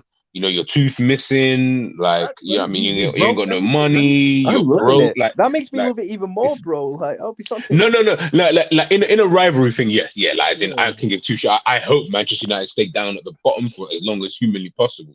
But it's just jokes, and sometimes I sit there and think, right. I mean, I wanted you to go out, but not like this. Like, you go out with a bit of a whimper. Like, at least go out, and it's like you're still kind of in and around the mix, kind of thing, and you're making this a 3-horse race every now and again. Now you guys are hoping that teams like Brighton and Villa don't start overtaking you soon, and that's wild to think even say, man. I think what makes it better this season though is how shit you are in the Champions League as well. I get a double whammy. I get me weekend fix and I get me midweek fix, and the midweek fix is always better because I'm seeing like Copenhagen pull 4 out their arse. I've never seen Copenhagen score 4 in their life, and they pulled 4 out their arse for Manchester United. And the worst part about this is I will criticize Manchester United for that game, for example, and then fans will question me and be like, how can you criticize this? How can you criticize the players? How can you criticize them? I'm like, are you not watching what is going on? Like, how much more evidence do you need to see before you go, this manager's under pressure, he's cooked, these players are not good enough? Like I said, I don't know how much how more peak it is. I genuinely don't care what United do. I don't care what United do for the next month, as long as Ten Hag makes it to December 17th. Hey, people, just to Manchester United fans watching this live or watching this back or listening on audio, Tom is a Liverpool fan. Hear what he just said. Rival fans will let you know where you are at. He just said, I don't care what Manchester United do, first and foremost, which should be an alarm bell to everyone who thinks we're going places. Secondly, as well, he said, I hope Ten Hag is in charge. How much more, like, hear what rivals are saying, people. Because rivals have no bias towards you in terms of, like, they're not going to overhype you. Yes, they'll go further and be worse and shit on you and make shit sound worse. But Tom genuinely means that. And I get why he means that. I just want to finish the... Say that again. You broke up. Say again. You're on mute, I think. Go 4. No. I just need the 6 so I can go 4, 5, 6, 7. See? That's all I need out of life. 4, 5, 6, 7. And even if by some miracle Erik Ten Hag makes it to when we play you at Old Trafford, which is like end of January, start of February, I think. Yeah, making it. I think he's in April or something. I think he's in the season. Yeah, he's not making that. But if if I've been a good boy, if I get my like Christmas presents and Erik Ten Hag makes it to that point, maybe we could even extend it. And maybe I can alter this one and go for 8, and then we just get the 6 in at Old Trafford instead. So we go 3, 4, 5, 6, 7, 8. See, but that's just. I don't think United understand. United fans especially. You could say whatever you want. You finished above us last season. The lack of threat you are to us, because I watched that team last season put 7 past you after you just won a cup and we were that bad. We had Fabinho, Henderson and Elliott in midfield that day. I watched Jordan Henderson get an assist with a cross. That should tell you let Jordan Brian Henderson assist a Premier League goal in 2023 with a cross. That is bad enough. Like Tom just said it there. Like, I don't like you. And look, not trying to get like it's your channel at the end of the day. I ain't trying to get onto a team too tough like that. But, cool, but I'm used to this. but like it's so mad how I'm not even when I think of the Premier League, I don't think Manchester United. Like I almost dismiss you straight away, and I'm already thinking City, Arsenal, you know what I mean? Heck, even Tottenham might be, doing something this season. Heck, maybe Villa might sneak up Newcastle. I don't even think Manchester United, and that I think is even worse for Manchester. Forget you, like the winning thing is that look, City have been running away with it every single season, part 1 in the last few seasons. So ultimately, they're the ones who are really doing their thing. But when I'm thinking of Manchester United, the fact that you're not even in conversations for anything, I'm like, bro, surely, obviously, I don't know what your fan base in general say about Ten Hag and about Man United, but surely you man are worried for the future of your club because some are, no way. Some of the sensible ones are like I've already said it. Like I've already given up like on the season. I said the manager's done. It's just a question of when he gets sacked, not if. I've gone out on a limb and said he don't make it till the new year. I've said this. Whether it's after he'll get sacked either after Galatasaray away or Liverpool away. It'll be one of those. But Flawless, don't you think like you finished 3rd last season and you won a cup and we're now sitting here, and I'm not saying you weren't saying this from before. Like I wouldn't know too tough, but we're sitting here in a situation where you're even thinking, like he's getting sacked soon. That's mad to think. Crazy. Like like the How's turnaround he in burned terms through of all the that credit in the performance. bank? Because He Yeah. Like he must have had. Yeah, that's what I'm thinking. Because the thing is, I gave him the benefit of the doubt this season because of what he had done last season. I was at bargaining for weeks. I was at the five stages of grief, people. I was at the third. I was at bargaining where I'm just like, just go back to what you did last season. Because people are like, oh, you want champagne football. You want Premier Leagues and Champions Leagues. No, I just want us to do the basics. Be a functional, organized unit. If we're that, we'd be all right. Because people love to say we're the form team in the league, which on points perspective, we are. We've won 4 out of our last 5. We are 6 points off the top of the Premier League. So if we was a competent unit, and I don't think we win the Premier League, where could we be? You have to be there to take advantage if the team's better than you and not doing what they're supposed to. And currently, the fact that we're so close to top of the Premier League, that's just what I've said it before. The Premier League is terrible in terms of overall quality. I think take out you lot, take out City, take out Arsenal. I think everybody is pretty much moderate at best. So then let's say Liverpool, Arsenal, City are not at it. You should be there to take advantage to finish a third, to finish a second. Like even like when Leicester won the league, it's kind of like, yes, they did the business, but everybody else was not at it. And that's no discredit to Leicester. They did what they're supposed to do. Like they took full advantage. Same way we did last season. You lot were bad last season. Chelsea were bad last season. Spurs were bad last season. Guess what Manchester United did? We were in position to take advantage of that. Finishing third, winning the trophy, second best home record. Just revert back to that. But like I've said before, and this is why when people talk about bringing certain managers to the club, I'm like, the scrutiny you are under at Manchester United is different, especially as manager. Everything you say, everything you do is watched, critiqued, and analyzed. It's watched, analyzed, and criticized. You can win. I've seen it before where we'll win, and we'll use Brighton because people like De Zerbi. I've watched it where Manchester United have won a game on the weekend, Brighton have lost, and Ten Hag is receiving more criticism for winning than De Zerbi is for losing 3-1 at home to West Ham, for example. And we're watching him because do I genuinely think that Ten Hag is a bad manager? Absolutely not. I just think he's not the manager for the level of Manchester United because the pressure's different. Under here, the pressure, because he's not turned bad overnight. He was good last season, delivered last season. He's been successful at Ajax previously as well. He'll leave here eventually, and I think he will be successful again.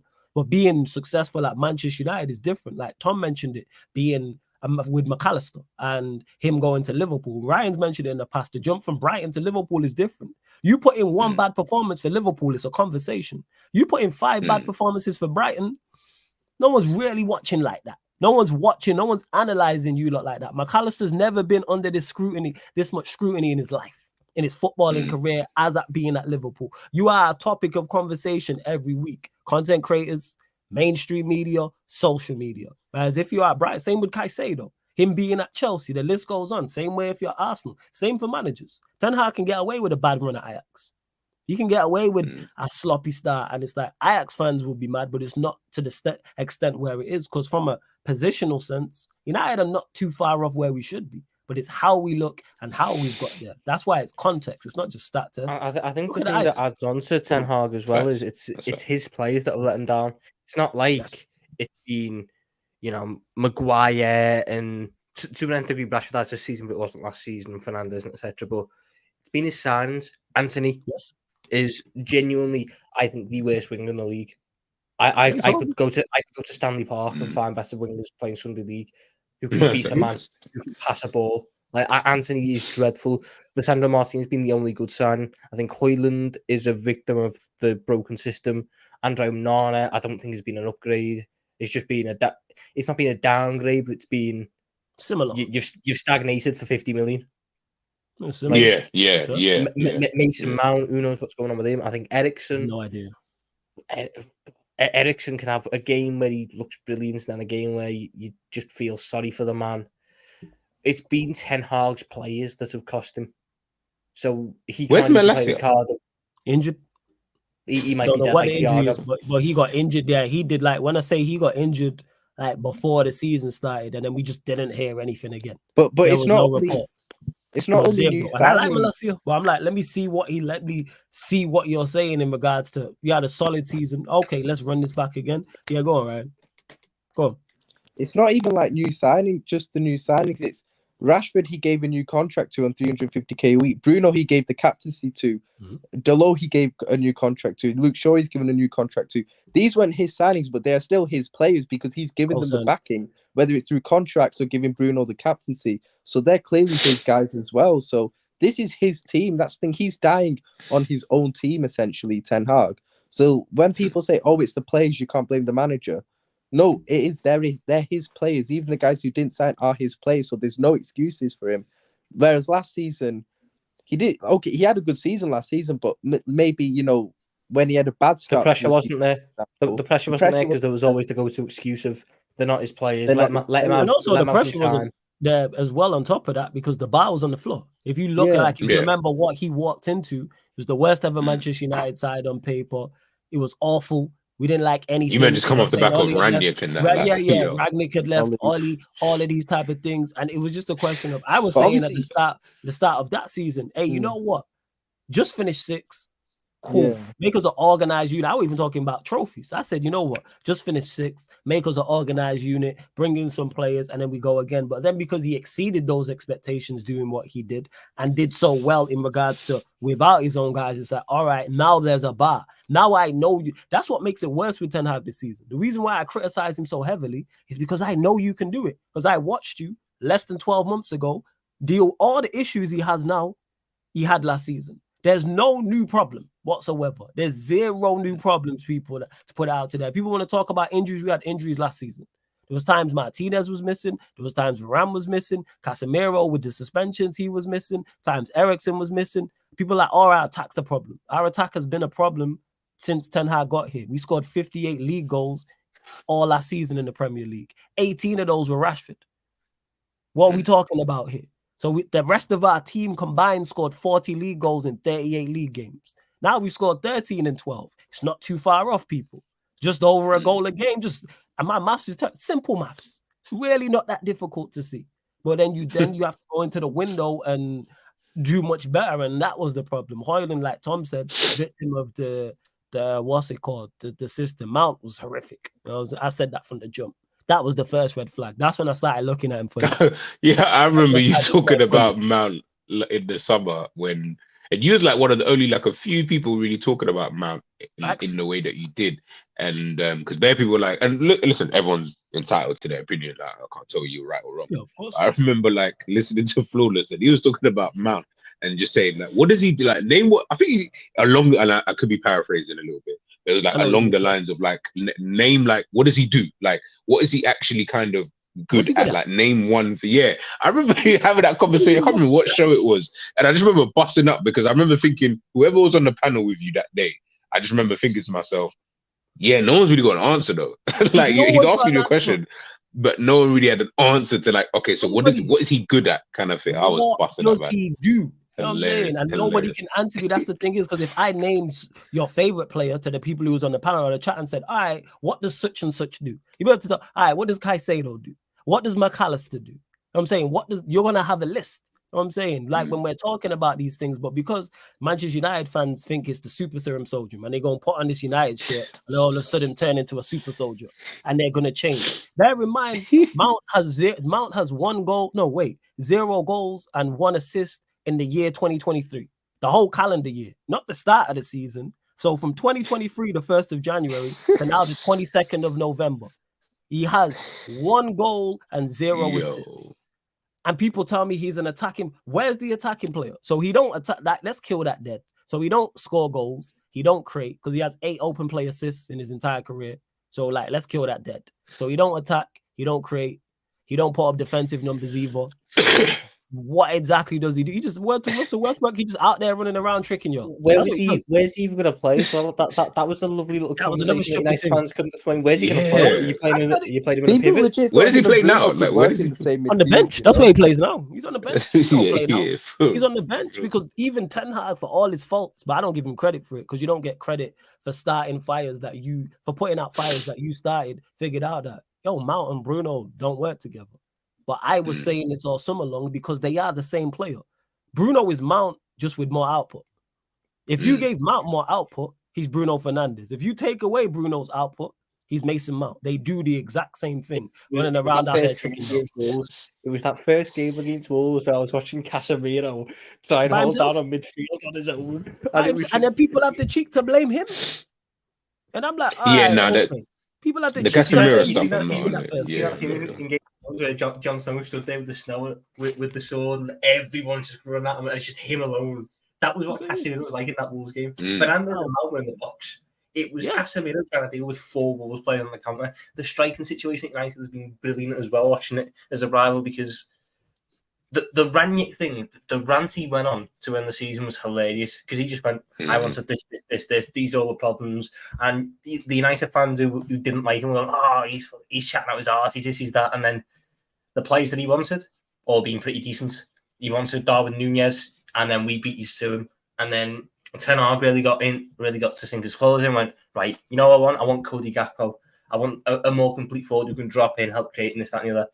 And then we take him, and then he's ended up with Weghorst, who was just... bro, realize you sign Weghorst on loan. And then the crazy part is that makes it worse is he got a tune out of Weghorst more than he did previous players. I watched him go to the new camp away from home, play Weghorst in the 10. I was thinking, what's this? And it worked. And I'm just like, so now you have more of your players with more money and more talent, and we've got worse because the squad on paper, not only is it more of your players is more talented, the squad you have on paper is better this season than the squad you had last season. But then the output and the quality of just performances is so vastly different. I mean, and people will point to point. Another funny thing, the fact that Leicester's 2018 centre-back pairing is now United's best centre-back pairing. Facts is and they're not even doing bad. That's what I'm saying. They're not even they're doing right. That's why I don't even criticize Johnny Evans. He's actually done decent. Like people try to criticize him, like Johnny Evans. No. But Johnny is good though. Like people, man are moving like this guy. He's actually, but he's obviously he shouldn't be for where Manchester United are trying to go. But then again, that's then on the manager to be helping. It's just you look at all the players that have let United down this season. It's been the players who were, constantly tried and shoehorned into these conversations of best in the league, best in the position. Casemiro, Varane, Rashford, Fernandes. All those have stunk up the gaff this season. I don't even think Anthony was ever in the conversations, but every single fucking week that goes by now, I watch him play. I just sit there and go, I'm 22. The dream's not dead yet. I could fucking lace my boots up and play. If that's the standard that's playing in the Premier League, I could do a job. Sancho's getting his fucking lunch from Deliveroo at Carrington because he's not allowed in the cafeteria. He's got to wait on some payments and wait for someone to bring it over because Ten Hag's now had a power trip and he's trying to get him to apologise, but that's never going to happen. I was going to ask you that about that flawless, just before we wrap up or whatever. But about the whole Sancho thing, without going, I guess, too deep into it, like how do you look at this situation and what's an outcome that you kind of feel should happen come the end of this? Like, again, it's just typical Manchester United putting all our business on Front Street. Big fan of Sancho. Let me just clarify that. Big fan of Sancho. Anyone who's watched me regularly knows my thoughts on Sancho in this situation. Big fan of his. I said all summer long, move Sancho on. Sancho was never going to work in Ten Hag's system with the way Ten Hag wants to play, number one. Number two, Sancho is not a Premier League winger. So a profile of winger. When you look at the most successful wingers, take the top six teams, top 7 teams. You look at all their wingers, they all have certain attributes that Sancho doesn't have. If you are not pace and power, playing out wide in the Premier League, you will not be successful here. Only exception to the rule I can think of off the top of the head is Jack Grealish. And guess what? He's in the best team. And Riyad Mahrez when he was there. You know what I'm saying? Mahrez, who's one of the top 5 wingers we've ever seen in the Premier League, right side. This is the point I'm talking about in terms of the level. Because Mahrez, I would include Mahrez in there. You could potentially put Bernardo Silva in there as well. Yeah, but Bernardo Silva, again, one of the best. So we're talking the best players we've ever seen. If we do top 10 right wingers, Mahrez gets in. If we do a top 10 right wingers list right now in the Premier League ever, he's in the list. That's how good he is. Bernardo Silva, one of the best attacking players. So it's like exclude them, even though Bernardo Silva I put in that category because from a physical standpoint, he still has balance. He's still agile. You know what I'm saying? He has that burst of acceleration. That's not Sancho's game. So in regards to it, with Sancho, should have moved him on. In typical Manchester United fashion, we didn't move him on because we're idiots. Why all parties involved didn't sit down and get him a move. And the people were like, oh, you can't move on Sancho because of the wages. Guaranteed he'll get moved on in January now. Guaranteed. But again, we have to put our business out on the front street. We can't just break up in private. We got to break up for the whole estate to hit. You know what I'm saying? We got to have a big argument out on the street in front of all the neighbors. That's typical us. In regards to... Go on, fam.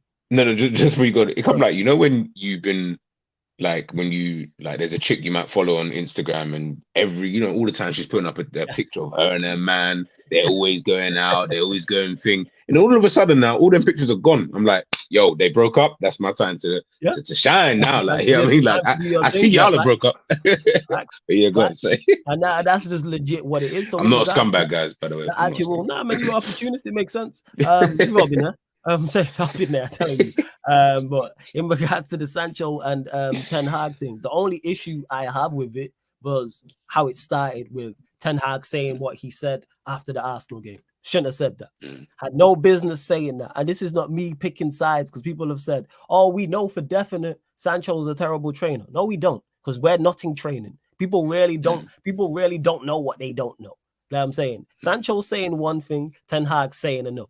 So, like I said, I've not picked sides in regards to that. But Ten Hag saying that publicly didn't need to say that. He didn't even play. Well, again, that comes back to the pressure. Ten Hag's head was hot. We just lost to Arsenal in stoppage time. So he just then went and criticized Sancho, who wasn't even involved. He could have easily said, tactical reasons is why I left him out. Easily said that, and we don't have this issue.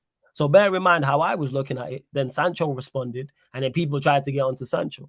That's me, I'm responding. Anywhere you criticize me, you can be criticized. Let him have done that. People are like, oh, he gets paid X amount. He's a professional. All right, some people have a price for being publicly criticized. If someone pays you 350k a week, you're okay being criticized publicly. Wrong, because that's how Sancho's looking at it. There's no amount of money that can allow you to criticize me publicly for my profession, knowing people are going to take it as gospel. Because there's genuine Manchester United fans that are out there that will tell you verbatim he's a bad trainer. Never watched him in training. There's no video footage of him training because everything you've heard, of the inside stories since he's been banished have been positive. He's apparently very good with the youngsters. He's always there offering the support. He's been very good with them. Because he seems like, just from the outside looking in, I don't know him, he seems like that type of character. He doesn't seem like a problem character because you don't hear about anything else in regards to any issues. So once the manager did that and he responded, I backed him and said, I would have done the same shit. I can't be a hypocrite. I would have done the exact same. The only difference was the post would still be up now. I'm saying he on But I ain't taking that down. I know my I ain't taking that shit. I ain't taking that down. You ain't gonna criticize me in front for millions of people, knowing that that's gonna affect me, and I believe I'm in the right. So that's what it is. But then, other than that, the only issue I have with is the whole him being at the training ground. Sancho don't want to be there, in my opinion. Ten Hag doesn't want him there. Figure something out so he's not at the training ground. But again, that's just typical Manchester United not doing the basics. Say he's got COVID, so he has to stay at home. Do you know what's worse about the Sancho thing as well? Go on. It's the fact that your other wingers associates. So that's what makes it worse. Yeah, it makes it worse. If Ten Hag could just swallow his pride, Sancho could come back in, and I don't think, like you said, I don't think he's got any of the attributes to be a successful Premier League player. You should have played him false nine like he did in preseason. I wanted to see him as a false nine or in the hole as a 10, but he doesn't have the confidence or the pace or the physical attributes to beat a man down the line. And he might work on the wing in a City system because he doesn't have to do that at City. He just has to get involved in pass and play and move. He did a Jack Grealish role. He plays. But even then, Grealish still has a little bit of explosiveness to him. At times. Yeah, true. Yeah, he does. Yeah. But the point I think Sancho can have that though. I just think he hasn't used it because I think it comes down to style of play. Jadon Sancho's United has been under counter-attacking managers. Ole Gunnar Solskjaer lived and died on the counter. Ralf Rangnick, fucking was what his style of play was. It certainly wasn't dominating the ball. And Ten Hag, when he played under Ten Hag, it was counter-attack, sit low, hit them with pace on the break. That isn't Sancho's style of play. Whereas if he was at a City or an Arsenal or, God forbid, a Liverpool, where it's get on the ball a little bit more, take your time, build up, try and find spaces and gaps, I think you'd see a little bit more out of him. It's wrong. It's the wrong player for the wrong system at the wrong time. That's what I've said. But the way it's blown up so spectacularly over something that should have just been kept in house is mental. It reflects bad. It reflects so bad on Ten Hag in a season where the pressure's on him. It's like this because The one thing I will say about Ten Hag is I thought he handled the Ronaldo situation very well last year. Agreed. I don't think anyone could knock him or criticise him for how he handled that one. And to go from the high of that to the absolute shambolic nature of this one, it's mind-blowing how quickly it can change in 12 months. And to me, it just looks like a man who's losing grip of power, trying everything to keep hold of it. He's tried to be, and to be fair, I do have a little bit of sympathy for him at points because he's tried to be nice to him, he's tried to do this, that, and the other. But I'm like you, if he criticised me and I don't believe I deserve to be criticised, I'm going to come out and say it. You're going to respond back publicly? Like, I've done that in just regular jobs. Like, what are we talking? And that's what I didn't get was the outline. It's like people who I know personally, and I'm like, I know your character.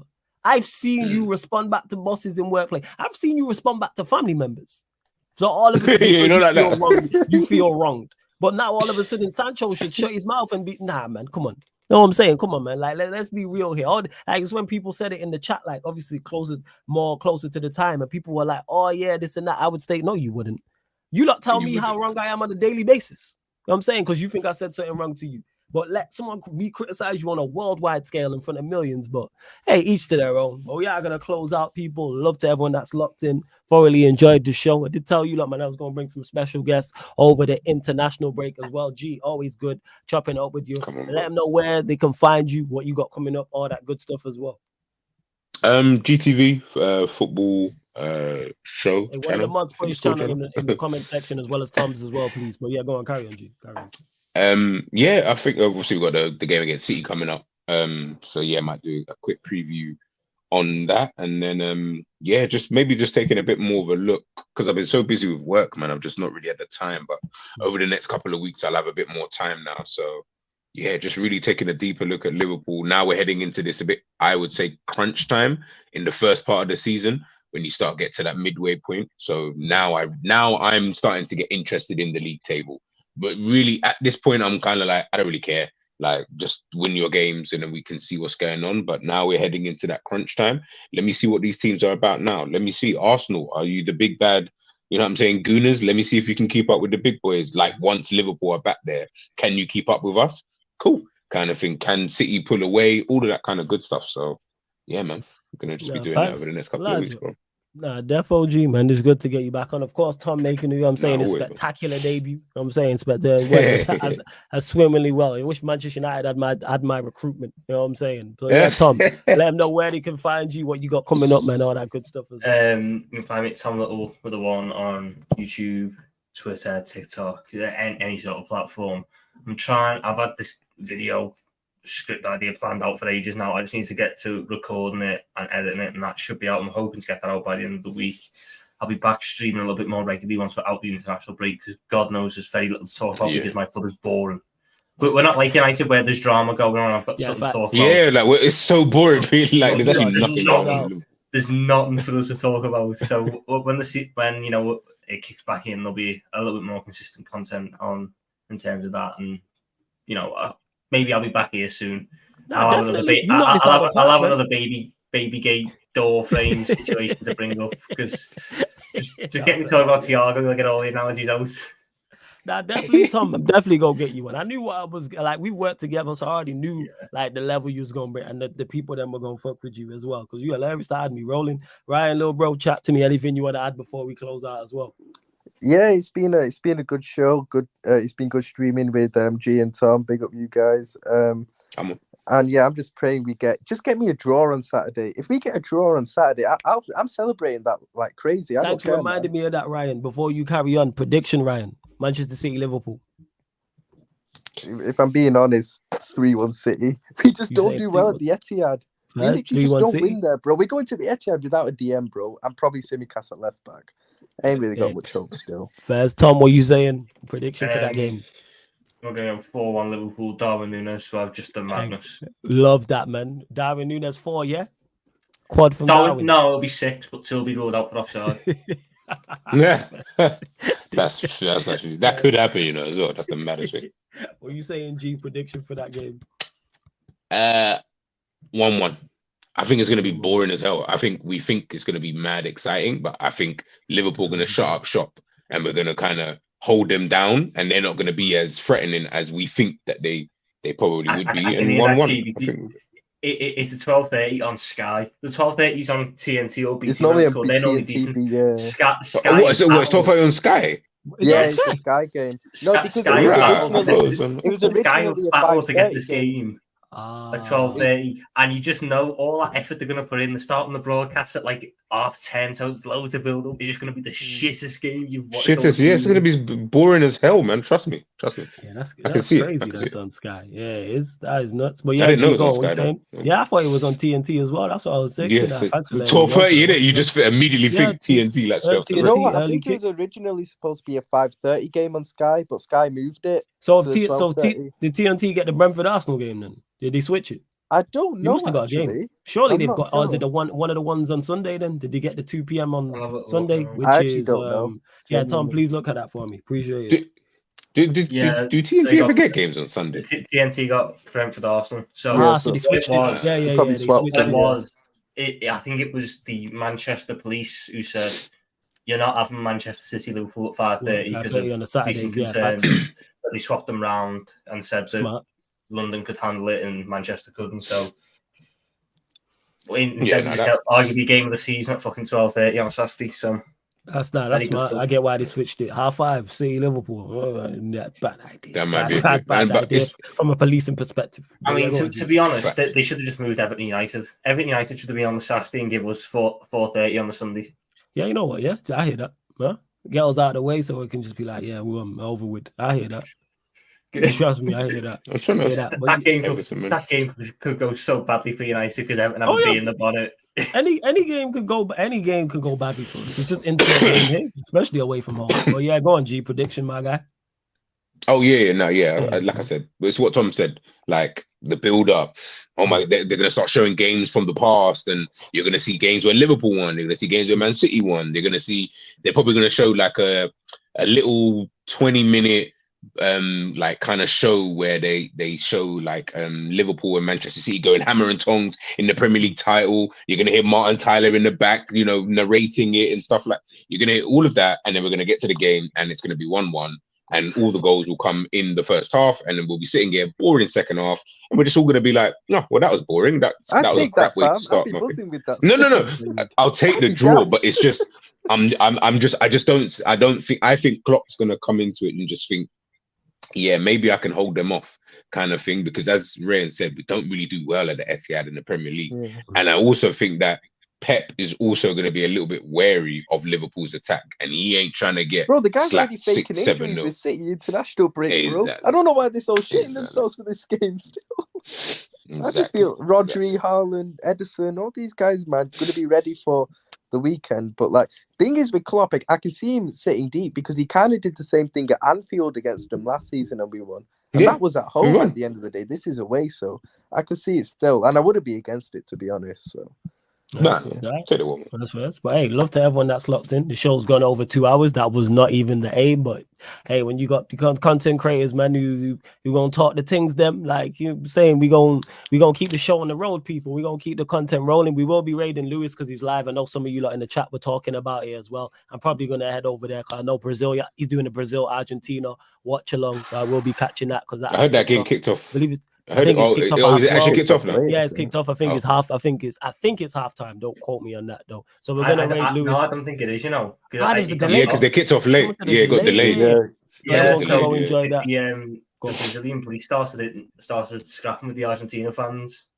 Fuck, hopefully. So Messi just pulled all the Argentina players in the dressing room for 20 minutes. Hopefully everybody's good. But yeah, people, Carefree Lewis G, we're gonna raid him. Just put Sarcasm City TV raid. Make sure you subscribe to the man them as well. Subscribe to G's channel. Subscribe to Tom Little's channel as well. You're gonna see these man back here as well. Yeah, Kingsman. Yeah, Saeed is live as well. But I already set it up to raid to Lewis's. Don't forget though, people. This show. All the other shows on the channel, apart from watch-alongs, including this one, are available on audio-only platforms as well. So Spotify, SoundCloud, iTunes, wherever you get your podcast, type in Sarcasm City TV, and this show will indeed pop up. There's also a playlist for it as well, if this is your favorite show, the Manchester United Liverpool show. But like I always say, if you want to listen while you're cooking, cleaning, driving, maybe at work, maybe you're in the gym, maybe you just don't want the YouTube app open, soaking up all your data, or maybe you just prefer to listen to audio-only platforms, your podcast and audio-only platform. So Spotify, hit us with the follow one there. All you Spotify users, Sarcasm City TV, follow us and 5-star us. All you iPhone users, iTunes, Apple Podcast, 5-star us, leave us a review. Same with SoundCloud as well. We're back tomorrow, just the one live stream on the YouTube channel tomorrow midnight. It'll be the Sarcasm City Sports Q&A. So I'll be answering all your sporting questions. I will go live on the gaming channel as well, people. Sarcasm City TV Gaming. I probably won't start the player career mode on the AFC 24. But yeah, love to everyone. Get on the Pro Club streams as well because they're hilarious. Oh yeah, Tom. If you run it, we'll talk after this. Yeah. If you want in, Calm, feel free. 100%. But yeah, EAFC 24, like I said, tomorrow. Yeah, go on. I know what you're saying. To all the Indians in the chat, continue to hold that in it. This guy, disrespectfully hold that, honestly. I said disrespectfully. I like it to preface it by saying disrespectfully as well. I feel so good about it, genuinely. Right, Egypt. Well, yeah, love to everyone that's locked in. Check out the upcoming live stream schedule. Let you know all the shows that are coming up. This has been the Manchester United Liverpool show, Mandem United podcast, analysis at Anfield podcast, live on the Sarcasm City TV YouTube. Big up.